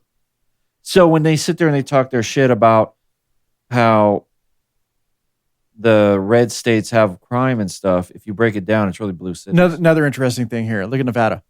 Red as shit. You got that one county in the corner. They still haven't got all their votes in. Yeah, they haven't finished it up. They're literally trying to turn the state blue. It's not going to happen. It doesn't even matter if they did. Yeah. Because he's got 295 at this point. It's over. Oh, I think it's more than that, isn't it? I thought it was in the threes already. Well, if these 2 states come in, it's 312. Oh, that's right. Officially. Yes. Yeah, officially. But Gotcha. even if they don't, he's already... Yeah, 95%. He's got 6. He's already got 6 votes, 6 electorals from Nevada. It's done. What was Arizona? 11 electoral? 11. Yeah. I mean... And that'll put him at 312. It's hard to tell, but so far I think he's still in the lead as far as Arizona goes. I mean, it doesn't matter. He's won. up 3 points in Arizona. And Still, right? And he's up 2 points in Nevada, I think. And Nevada's 95% in. So he's just going to add... Yeah, he'll get to 312. Yeah. Isn't that crazy? But Who gives a shit? Because that's a slaughter. That's not even close when it comes to presidential elections whatsoever. Oh no, the slaughter is the historical Reagan Mondale. That's a slaughter. But look how close this is. I mean, you're right. Reagan was. He got 40, with the Reagan election. There was one blue state. He got one spot on the map. He got 49 out of 50. That was a sweep. Look, in a World Series competition in baseball, that's a sweep. We're done. And I think Reagan barely lost. I believe it was Minnesota by like 4 points or something. He had one blue spot on the map. If he would have hit it, it would have been a 50. I wanted to show you this because I thought when you broke it down by county, it just tells a whole different story. And it really tells you why the Democrats lost this time. Why the Democratic nominee lost. Because people don't believe in your message. They don't believe in what you stand for. It's very evident. If you break it down by county, the states aren't so blue anymore. California does not look very blue anymore. Look at that. Oh no, that county map has always been the same. No. It's expanded a bit because I looked at an older one. There was blue in here, up here. That got all filled in red. It expanded over here more as well. And then it also expanded this way a bit. Orange County flipped all Republican. They're all conservative now. Well, the county we live in has voted red 4 elections in a row. And we still have Josh Harder. He works hard for you. He's actually not a bad guy. I've talked to him. He works hard. He's actually not a bad guy. He's one of like I said, there are Democrats who actually do care about doing the job. And I'll give Josh Harder credit. He does do the job. All right. He does. I just wish he would use that slogan. I get it. I work hard for you. Yes. There you go. Josh Harder. Anyway, interesting map though, right? Got to send him that note. That's crazy. Use it on the next one. All right. So moving on. I mean, there's just so much that we can talk about, but I thought this information that I got from Colin Rugg on, the historical voting of Democrats by numbers from Obama to Hillary Clinton to Harris is all very close, except for somehow Joe Biden jumped ahead to 81 million. I mean, so he can go down in history. If that doesn't scream red flag, if that doesn't scream, hey, we need to look into this, I don't know what does. That just means he is the most popular president on the planet, and he is the only one ever to defeat Donald Trump. All right, so let's get on to some more fun stuff, which would normally be talked about on Random Thoughts here. All the list of celebrities said they would leave the country. Yes, there's 42 of them. There's 42 celebrities. I think the Travis Kelce one is kind of off. I don't know if he said that. I thought he did, and then he retracted or some shit. It doesn't even matter. But anyway, Alec Baldwin, gone. Where you at? Please. You know what? Whoopi Goldberg, please. John Legend, who cares? Chrissy Teigen, definitely. Well, Rob Reiner. This guy actually said he would light himself on fire. Really? Yes, I believe so. Yep. He said he would light himself on fire. We got to get that guy. Light yourself on fire. He's got to do it now. Come on, Rob. I don't want to see him do that, but I'm just saying he said that. Barbara Streisand, she already closed her X account. Damn. She hasn't moved yet, though. I want her to move. She's a fucking liar. She ain't moving. Cher? None of these fucking people are Pelosi. leaving. Oh, she got another term. And by the way, Trump already announced he's pushing for term limits in Congress. Nice. Yeah, you can't have them. So is Pelosi moving, or is she going to stay in Congress and collect all of her checks based on insider trading info? Yeah. None of these fuckers. Hillary Clinton. She didn't leave. Megan Rapinoe. Tom Hanks. Sure. I think Tom Hanks is out of the country. Amy Schumer, please. Yeah, but Tom's filming a movie right now. AOC. She got voted back and she ain't going anywhere. She's a fucking liar. Lady Gaga. Please go. Yeah. Taylor. I don't know if it's true, but we won't miss you. Bill Gates, by all means, get the fuck out of here. Mark Ruffalo. Jane Fonda. Madonna. Madonna, you've lost your way years ago. You could go. I feel for you. Mark Ruffalo, please, by all means, go where you need to go. We thank you for your service as playing the Hulk on TV or in the movies, whatever. The movies. Okay. Kim Kardashian, please. Take them all with you. You know what's funny is a lot of these people are also on the Diddy list. I noticed. And they're all rich as fuck. Bruce Springsteen, won't miss you. You have some good songs, but is he really a all-American guy? Rugged all-American? Who? Bruce. I don't believe so. I think he was. He was just part of that Jersey music scene. I mean, it's that act. You put the outfit on. I like some of his stuff. Kind of like Alice Cooper putting on makeup. George Clooney. He may already be gone over there on the Amalfi Coast. Hunter Biden's got legals. He's got to go. Hunter Biden. He's got to go. Oprah, please go. Robert De Niro, here's the biggest one. Get the fuck out of here, Robert. Bobby. Yeah, please. Look, you played a tough guy, but you're not a tough guy. Just stop. Just get the fuck out of here. You ain't doing nothing. You ain't punching nobody. You ain't doing shit. Shut the fuck up. Fucking people need Samuel Jackson. Miley Cyrus is going to leave. Travis Kelce, as we said. Bobby Altoff. Rashida Tlaib, please go. Stormy Daniels, no one cares. Dr. Fauci, of course you're going to run because you know they're coming for you. Listen, between Trump and Robert Kennedy Jr., you're fucking over. Soros, God. Diddy can't go nowhere. He's stuck right now. He's stuck. He ain't going nowhere. He's stuck. He already tried to leave. Remember the FBI was monitoring his plane? He already tried that. And he still won't let him out of jail. Eminem. Please. You think he's going to go? No. Come on. Ellen DeGeneres, by all means. Sean Penn. Oh, please. You know what, Sean? I like you as an actor, but I'm not going to miss you. Sharon Stone, Ashley Judd, Tommy Lee, who cares? Tommy Lee, the drummer. Oh, really? Yeah. Bryan Cranston and Billy Joe Armstrong, who gives a fuck? Just go. Just go, Billy. Listen. None of them are leaving. No. They're all full of shit. Oh, hold on. Bono's going to drive his car off a cliff. Can I watch? Can we save music? I'm just tired of all these celebrities trying to influence people by saying outlandish shit. Okay. I think if you feel that way so strongly, and they didn't just say it once in social media, or they have said this over and over. Jimmy Kimmel said he'd do it too. He'd leave. You know what? If you hate America, just fucking go. We don't need you here. Jimmy Kimmel said he would leave. We will not miss your celebrity. Let's just be honest. You know why? Others will rise up to take your place. Colbert said he was going to leave too. Others are going to rise to take your place. Go. They're not leaving. Just fucking go. Where are they going to go? Where are they going to go? To the UK? Why? So they cannot. So their free speech is Switzerland. They'll just go into places where I don't even care where they go. Just go. Antarctica. Just fucking go. All right, here we go. So after Trump is elected, right away, something amazing has happened. It's called the Trump effect. And I was going to go over this myself on the list, but this guy put it together. Shadow of Ezra over here on X, his account, he actually put it together, and there's a video speaking. But I'm gonna run through this quickly. One, he appoints the first ever woman as chief of staff. We already talked about that. The Taliban signals a wish to be removed from the terrorist list. Okay. Putin announces the West is no longer viewed as an enemy. In fact, Putin also reached out and said he's eager to start negotiations and sit down with Trump. Yeah. Interesting. Suddenly, right? Yeah. Won't talk to Biden, doesn't give a fuck about Harris, makes fun of her. Here comes Trump. Hey, I'm ready for negotiations now. Come on. All right. Mexico discourages large caravans from heading to the U.S. border. And that was in response to Trump basically saying he's going to tariff the fuck out of them. Yeah, right. I think they did turn around too. Yeah. New York, they turned around. They did. New York halts food vouchers for illegal immigrants all of a sudden. China expresses a desire for peaceful coexistence with America now. European Union leaders also announced plans to prioritize American gas over Russian supplies.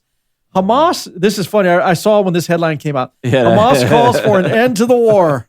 Fuck this, we're done. I see. Bitcoin, all of a sudden, all-time high. And the stock market, I don't know if you noticed this, as soon as he was president, I think it jumped like 1,500 points. The stock market soared. 1,500 points, I believe.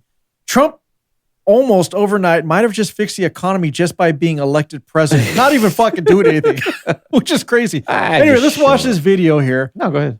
Donald Trump's not even president yet. Have you seen what's happened in the last 48 hours? The misogynist appoints the first ever woman to be chief of staff. The Taliban announced they want peace with America and to be taken off the terrorist list. Putin came out and said that Western civilization is not an enemy. Mexico has started securing the border in, of course, response to tariff threats. Saudi Arabia is kicking out all of their Hamas leaders. New York is cleaning up their illegal migrant crisis. Xi Jinping came out and said he wants to peacefully coexist with China and said that they respect American people. The European Union chief finally came out and said, hey, America, can we start buying LNG from you so they stop buying from Russian gas? Putin says he takes Donald Trump's plan to end the war with Ukraine very seriously, and Russia supports it. The Houthis are stepping back. The Hamas called for an immediate end to war. He's calling for term limits from Congress so that way people like Nancy Pelosi stop being forever members. The stock markets and crypto hit all-time highs. He sent Kamala Harris and Hillary Clinton into depression. Because of all of this amazing news, white, liberal, ugly women are now refusing to have sex with men. Hey, that's fine. They're also shaving their heads. They are shaving their heads. The too. Trump effect is in effect. Yes. All right. We actually breezed through that pretty good. I do want to go over this though, because which one? Well, this was going to coincide with him going ahead and appointing Susie Wiles. We already talked about that. Oh shit, the Mackeys are $250. We'll get into podcast talk later. No, I just want to know if it's going to get cheaper. Inflation? No. We'll see. Okay, so other appointees would be like Robert F. Kennedy Jr. Now, this is a clip from this year from the Decision Desk, but I want to play this again because there's a couple of things that this triggers.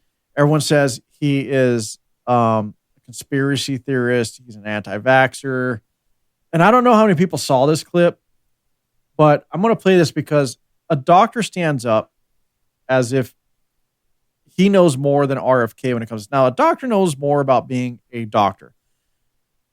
But he questions RFK, puts him on the spot. And, he responds. One of the biggest controversies surrounding your candidacy is your stance on childhood vaccines. Nearly every scientific and medical organization, including the CDC, the FDA, the AMA, the American Academy of Pediatrics, all say you're wrong on this issue. This leads us to our very first question from our audience. It's Dr. Tariq Butt, who specializes... I would ask you one thing. On what issue? On childhood vaccines. What about them? And whether they ever cause autism or damage kids. They all say these vaccines have saved millions of lives. They never damage kids. I don't think anybody has said they never have. There might be a child here, but overall, all those organizations say vaccines are safe and have saved millions and millions of lives. But let's get to our audience question from Dr. Butts. Good evening. Eradication of chickenpox and polio from the U.S. and many parts of the world is a direct result of regular vaccines. Measles, mumps, rubella, and many diseases are preventable. And there's little to no evidence of these diseases in vaccinated populations. Look at his face. Your vaccine stance is dangerous to the health and well-being of millions. Medical experts are deeply concerned about your message. How can we help you to come to the side of science? What was the question? How can you help me come to my senses? No. No. You are a very smart person. Okay, so, I think most people don't know what my stance is on vaccines. I've never been anti-vaccine. And I've said that hundreds and hundreds of times, but it doesn't matter. Because that is a way of silencing me. Using that pejorative to describe me is a way of silencing or marginalizing me. My position on vaccines, I think, virtually every American would agree with my stance on vaccines, which is that vaccines should be tested like other medicines. They should be safety tested. And unfortunately, the vaccines are not safety tested. They're not. Of the 72 vaccine doses now mandated, essentially mandated, they're recommended, but they're really mandated for American children. None of them, not one, has ever been subject to a pre-licensing placebo-controlled trial. Yes, they have. No. Yes, they have. Okay, let me just say something. Dr. Fauci and many other people for many years said this, that Bobby Kennedy, when he says that, is wrong. So I met with Dr. Fauci in 2016, and I agreed to go on Trump's Vaccine Safety Commission, and I was with Aaron Siri and Lynn Redwood and a number of other people, and we said to him, can you show us one test from any vaccine, pre-licensing safety test? And he said, I'll send it to you. I can't find one now. He never did. So we sued him. Aaron Siri and I sued HHS. And after a year of litigation and stonewalling, they said that they could not provide a single safety study for any vaccine that is on the childhood schedule, pre-licensing safety study. So anybody who wants to read that can go to the Children's Health Defense website, and you can read HHS's admission that not a single one has ever been safety tested pre-licensing. Now, what I've said is other medicines are required to do that. And we should have to do that for vaccines. If I'm wrong, show me the test, show me the study. You won't be able to, because there are none. That means that we don't know what the long-term risks are, the risk profile of those products. This is a good example of people educated based on headlines and not digging deeper. Yeah. The host tried to correct him. Oh, yes, they did. Yes, they do. He's like, no, he just looks like, no. Hold on. No. And so this is awesome because out of this post, everybody's responding. This guy, Jacob W. on X, go ahead and check out Jacob W. Support him. He's growing his account here. But he said, took him about 3 minutes, and he actually went to these websites and Google search to find out if what RFK said was true. Here we go. Whereas on June 27th, this is right from the children'shealthdefense.org. Okay. Yeah. HHS sent ICANN the following response to the FOIA request right here. The request, it says the department searches for records did not locate any records responsive to your request. The Department of Health and Human Services immediate office of the secretary conducted a thorough search of its document tracking system. The department also conducted a comprehensive review of all relevant indexes of HHS secretarial correspondence records maintained at federal record centers that remain in the custody of HHS. These searches did not locate records responsive to your request or indications that records responsive to your request and in the custody of HHS are located at Federal Records Center. Right. They're scared to death of RFK being put into the position of overseeing the FDA. Basically all the health regulatory. Yeah. Agriculture. Everything. FDA. Everything. Big pharma. You name it. Just overseeing everyone. Because they know he's not full of shit. Now, I'm not going to say I agree with all of his takes. I mean, I agree with reducing fluoride in the water, but taking it out completely, I don't know about that. Now, but fluoride has been proven and in studies to basically, if you have too much of it, it actually affects your pituitary gland. And can actually over time make you stupider. But or dumber. I said stupider. It makes you dumber. Right. But the crazy thing about this, though, is long term. Absolutely. So, of course, he's not going to be around because of his age. He's not going to be around to see the fruits of this. But long term, we are going to get back to that, 1940s, 1950s era where everybody wasn't a fat bastard. We will get back to that if we do this. Well, it was around the late 50s into the early 60s is when things turned in terms of health because all of a sudden the food became bad. McDonald's. No, it wasn't just McDonald's. A lot of things were processed. Like canned foods became a big thing. Yeah. TV dinners is what really did it. When they invented the TV dinner, that's when America started sitting down in front of the television and eating these heavily processed foods in these little trays that you could warm up. Yeah, that's and that's when everything turned. When it became a matter of convenience versus taking the time to prepare an actual meal. And in response, what did Big Ag do? They needed to get stuff out faster to meet the demands of the consumer who wanted all these convenience items. So that's when we started getting heavily genetically modified foods. That's when pesticides and other sprays that were meant to, increase the longevity of the shelf life came into play. I mean, a lot of this working in your industry. And it's really when America's health took a turn. It really is. It was during that era moving forward. Before that, you're right. We didn't have crazy amounts of cancer. We didn't have that. We didn't have crazy amounts of, mental health issues. It just wasn't there. Curveball question. Yeah. We are a free market capitalistic society, but the actions that industry took, increasing shelf life, frozen dinners, whatever, so that they can sell more, which is capitalism the death is the cause? Is capitalism really the cause of that downfall and disease and all that? Because it also led to capitalism in this area also led to drugs being developed to feed that market of obesity, high cholesterol, blood pressure, all that shit. So the drug companies made shit to compensate for that, which then it opens up that market, and then you get, because of all that, and then you get the fat people looking for liposuction to get smaller without doing the work. So that's a market creation. But you see what I'm saying? Like, is that just greed, or is that? It's.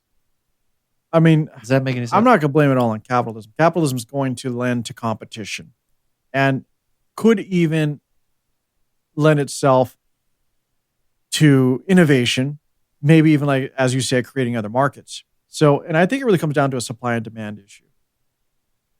I think supply and demand is what really drove what happened.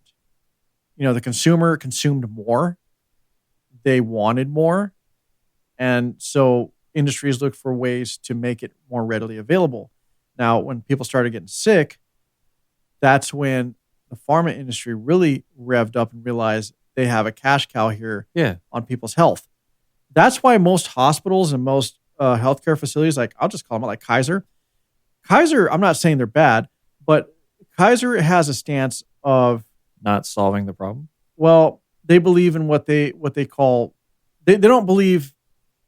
This is what I've been told, and this is what happened to other family members that we've known going through the Kaiser system.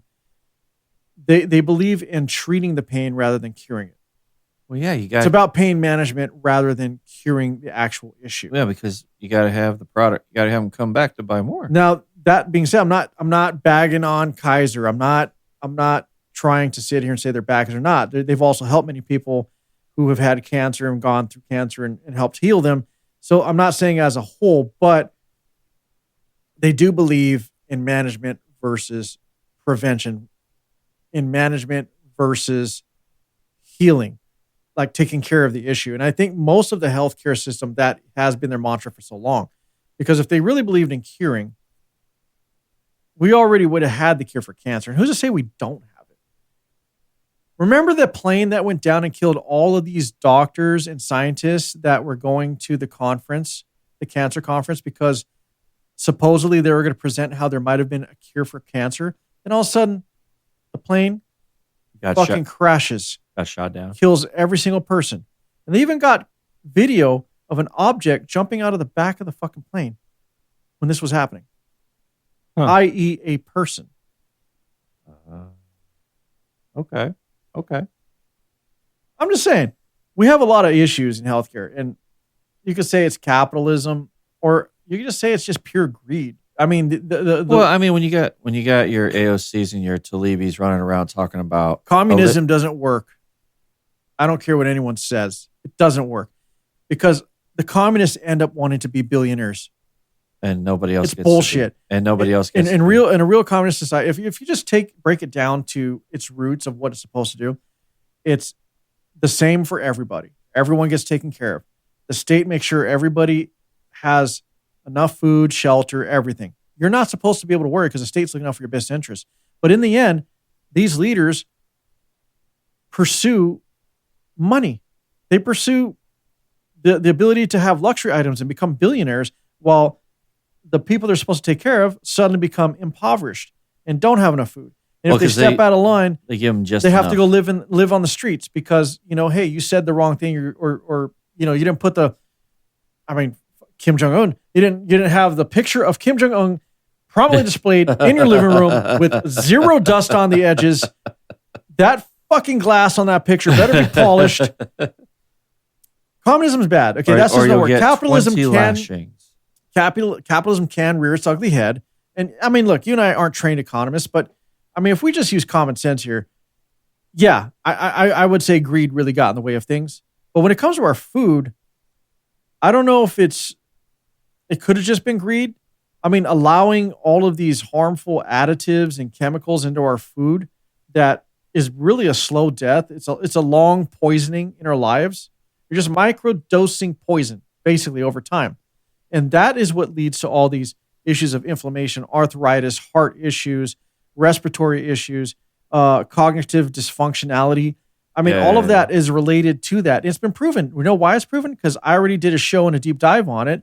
And the UK bans most of these things that they have found to lend to ADHD, to inflammation, to cognitive dissonance, and they don't allow it in their foods. In Italy, you won't even find any of it. They don't even buy American exported products. In fact, if you find like a Kraft macaroni and cheese box, I wish I used to have it up. I got to find it again. Yeah, their ingredients are entirely different. Yeah, there's no processed bullshit in it. It's real cheese. They force that company. It's just to make dehydrated cheese. It's real cheese. It's not like cheese with fucking 20 ingredients to make it cheese.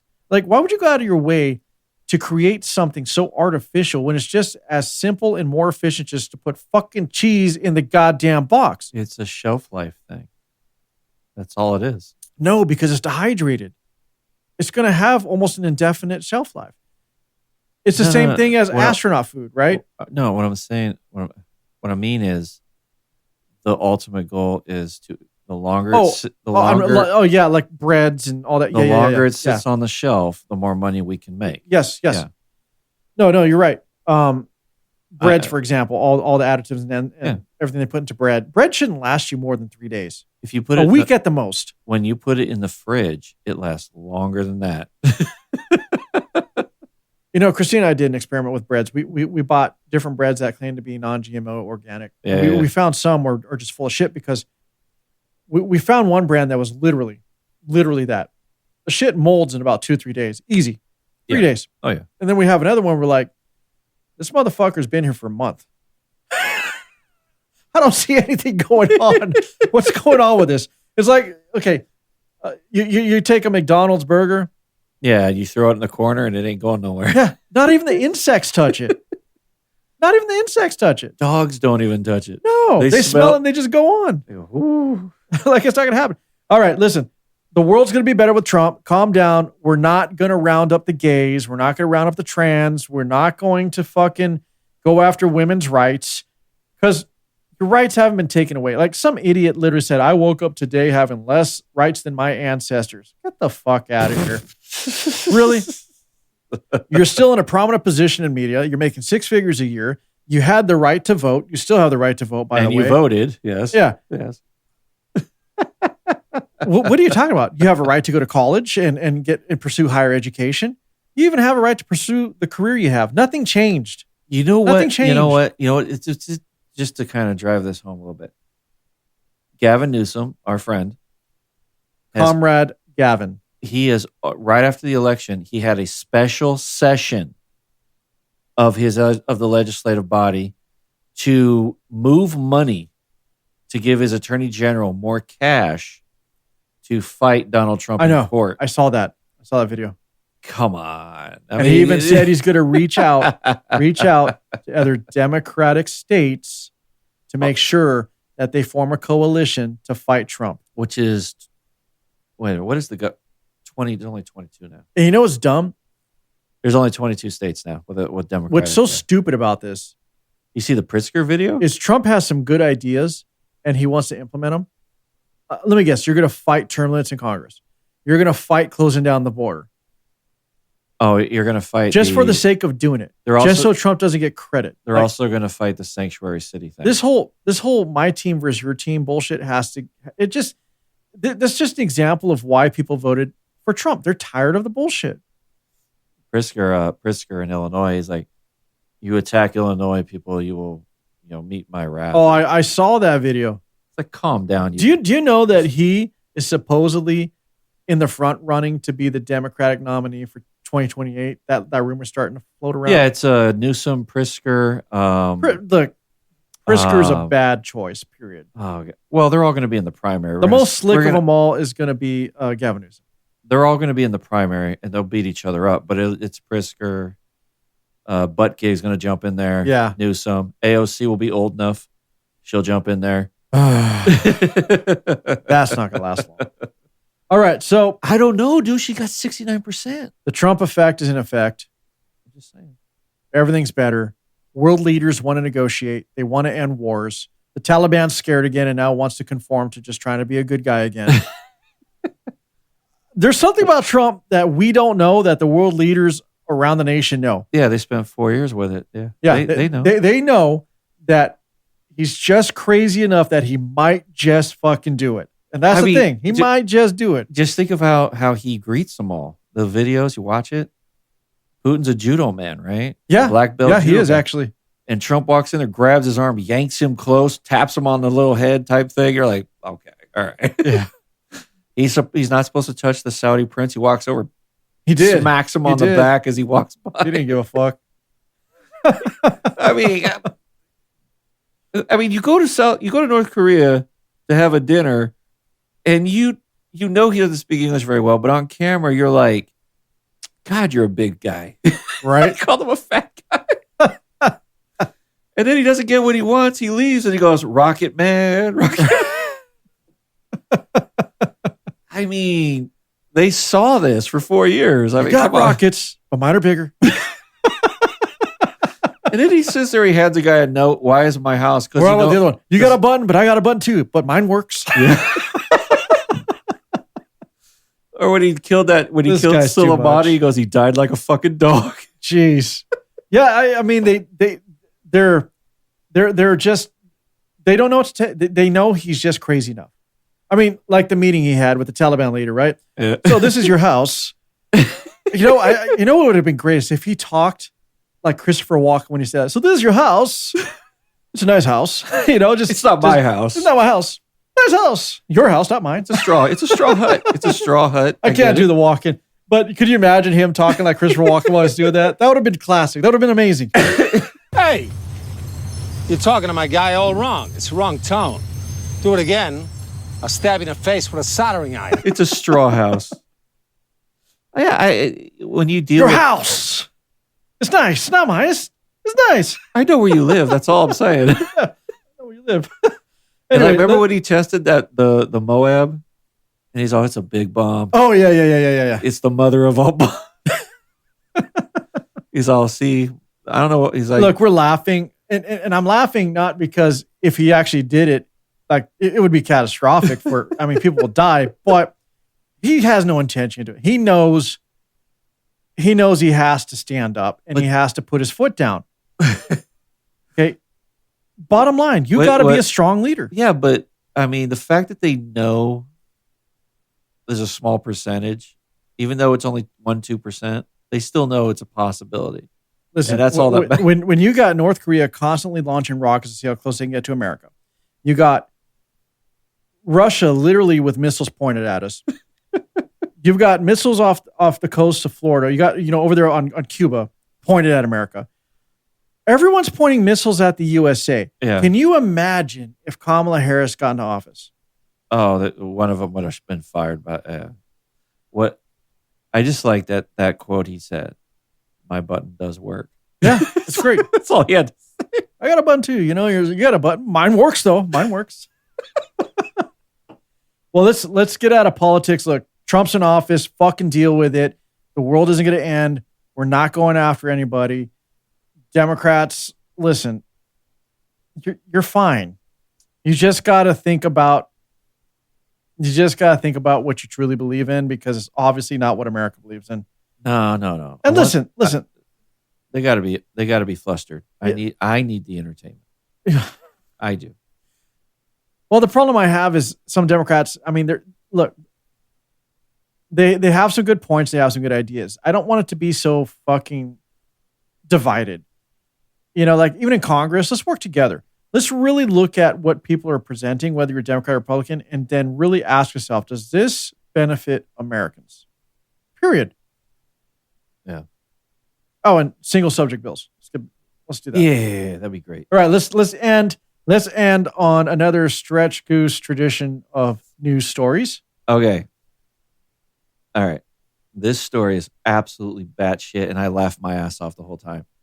Because the effort of our criminal. Not because of the amazing. darkness of the story, but the effort this guy went the through. effort. And my only question is why? Like, why? Like, what the fuck was going on in your head? Okay. In his own house. Okay, so a woman escaped from a cinder block cell in the garage. This was in Oregon? It was in Oregon. The garage of his house. Oh, shit. This came out October 22nd. Yes, very recent. Oh, wow. This dude, his name was, where are we going? Okay, so right here, this guy. Nagashi Zubure was found guilty of 2 counts of kidnapping, 2 counts of being a felon in possession of a firearm with ammunition, 2 counts of being a felon in possession of ammunition with 1 count of transportation for criminal sexual activity. According to the verdict, he was arrested in July of 2023 after a sex worker fled his home calling for help. So she escaped from the cell, right? So Zubure kidnapped the woman while posing as an undercover officer, which is also a crime, threatening her with a stun gun, handcuffing her, and putting her in the backseat of the car. He drove 450 miles to his home. Yeah, I just saw that. I was just thinking, like, where did he get this lady? 450 miles out that way, and then drove her ass all the way back. That's crazy. And then he built a cell in his house. Like, this is, dude. So she was kept in his garage in a room made of cinder blocks. Yes. With a metal door that couldn't be opened from the inside. So the fact that he went to Home Depot a million times to buy those blocks, go all the way home, build that shit with the door, drive 450 miles to pick up a hooker, and then drove 450 miles. We're talking about 900 miles of driving just to put her in that cell. He was arrested in Reno, Nevada after a 45-minute standoff. Yeah, because he got caught on the... but think about that shit. The only reason I think he got caught there because he was driving to get another hooker. Yeah, I think so. Like air conditioning. So he was targeting sex workers. Yeah. He lived in 12 states over the last decade. Damn. Yeah. He was living in states to pick up the sex workers, but the place of prison was Oregon. So he would live in a state, drive to Oregon, and then do the captivity. Probably deep in the woods, huh? I don't know where it is. But that was my question is like, I was laughing, like, why? You laugh at the twistedness and absurdity of it. It's what possessed you to drive 900 fucking miles with a hooker? Well, what you go to the length of building your own little fucking sex slave and prison cell in your garage? Like, why? Out of cinder block? Of all things. Like the cost alone. If this isn't premeditated, I mean, there's no way you could prove that he was insane or, I just happened to I just wanted to build a room. And then the biggest felony is you're posing as an officer of the I mean, you might as well just take. He posed on an FBI agent, right? Yeah, you better take the L now. That is nuts, man. That a person is so twisted that they would go to that level. But here's the thing. The first victim watched him build the cell. So he's had multiple victims. The very first victim watched him build this thing and then put her in it. How long did he hold on to these women? Well, down right there. Did he kill them? No. It doesn't say anything about murder. But he assaulted a woman 6 weeks before the woman that he caught. So he just grabs them, rapes them for a little bit, and then tosses them back out. What the fuck? For someone so committed, he didn't think this through. No. He's gonna get life for this amazing. Oh yeah. Plan here. Of course, his attorneys did not return any calls. Why would you? Why would you even have an attorney? People should be turning this case down. Say, dude, you're done. You're fried. Yeah, you might as well just fucking go into the prison already. Yeah, accept your fate. Yeah, he has 2 children, and I think he's separated. It doesn't really say, but the mother said that he threatened to kill her, and then would beat her and restrain her and all that shit. And then he had this thing going on. I don't know if he had a job or not, but this would have to be on his day off. You know what I'm saying? Like on a Friday, he go get the hooker, be back by Sunday, throw her in the cell. This is crazy, man. He's a fucking weirdo. But I'm just like, I don't know. I would never drive 1,000 miles. What vehicle did he drive? Like, how was he able to drive someone 450 miles without notice? Trunk, maybe. The whole time? I don't know. No, because you put him in the back seat. Hold on, go back up. Because he'd have to stop for gas. So that person's not going to make noise. Did he just knock him out with some kind of like sedative or something? It doesn't go into too much of that detail, but Anyway, regardless, this is crazy. It's well, he only got, I think he only was able to do 2 victims. They found notes of plans for other victims. Man. Yeah, this story blew my mind.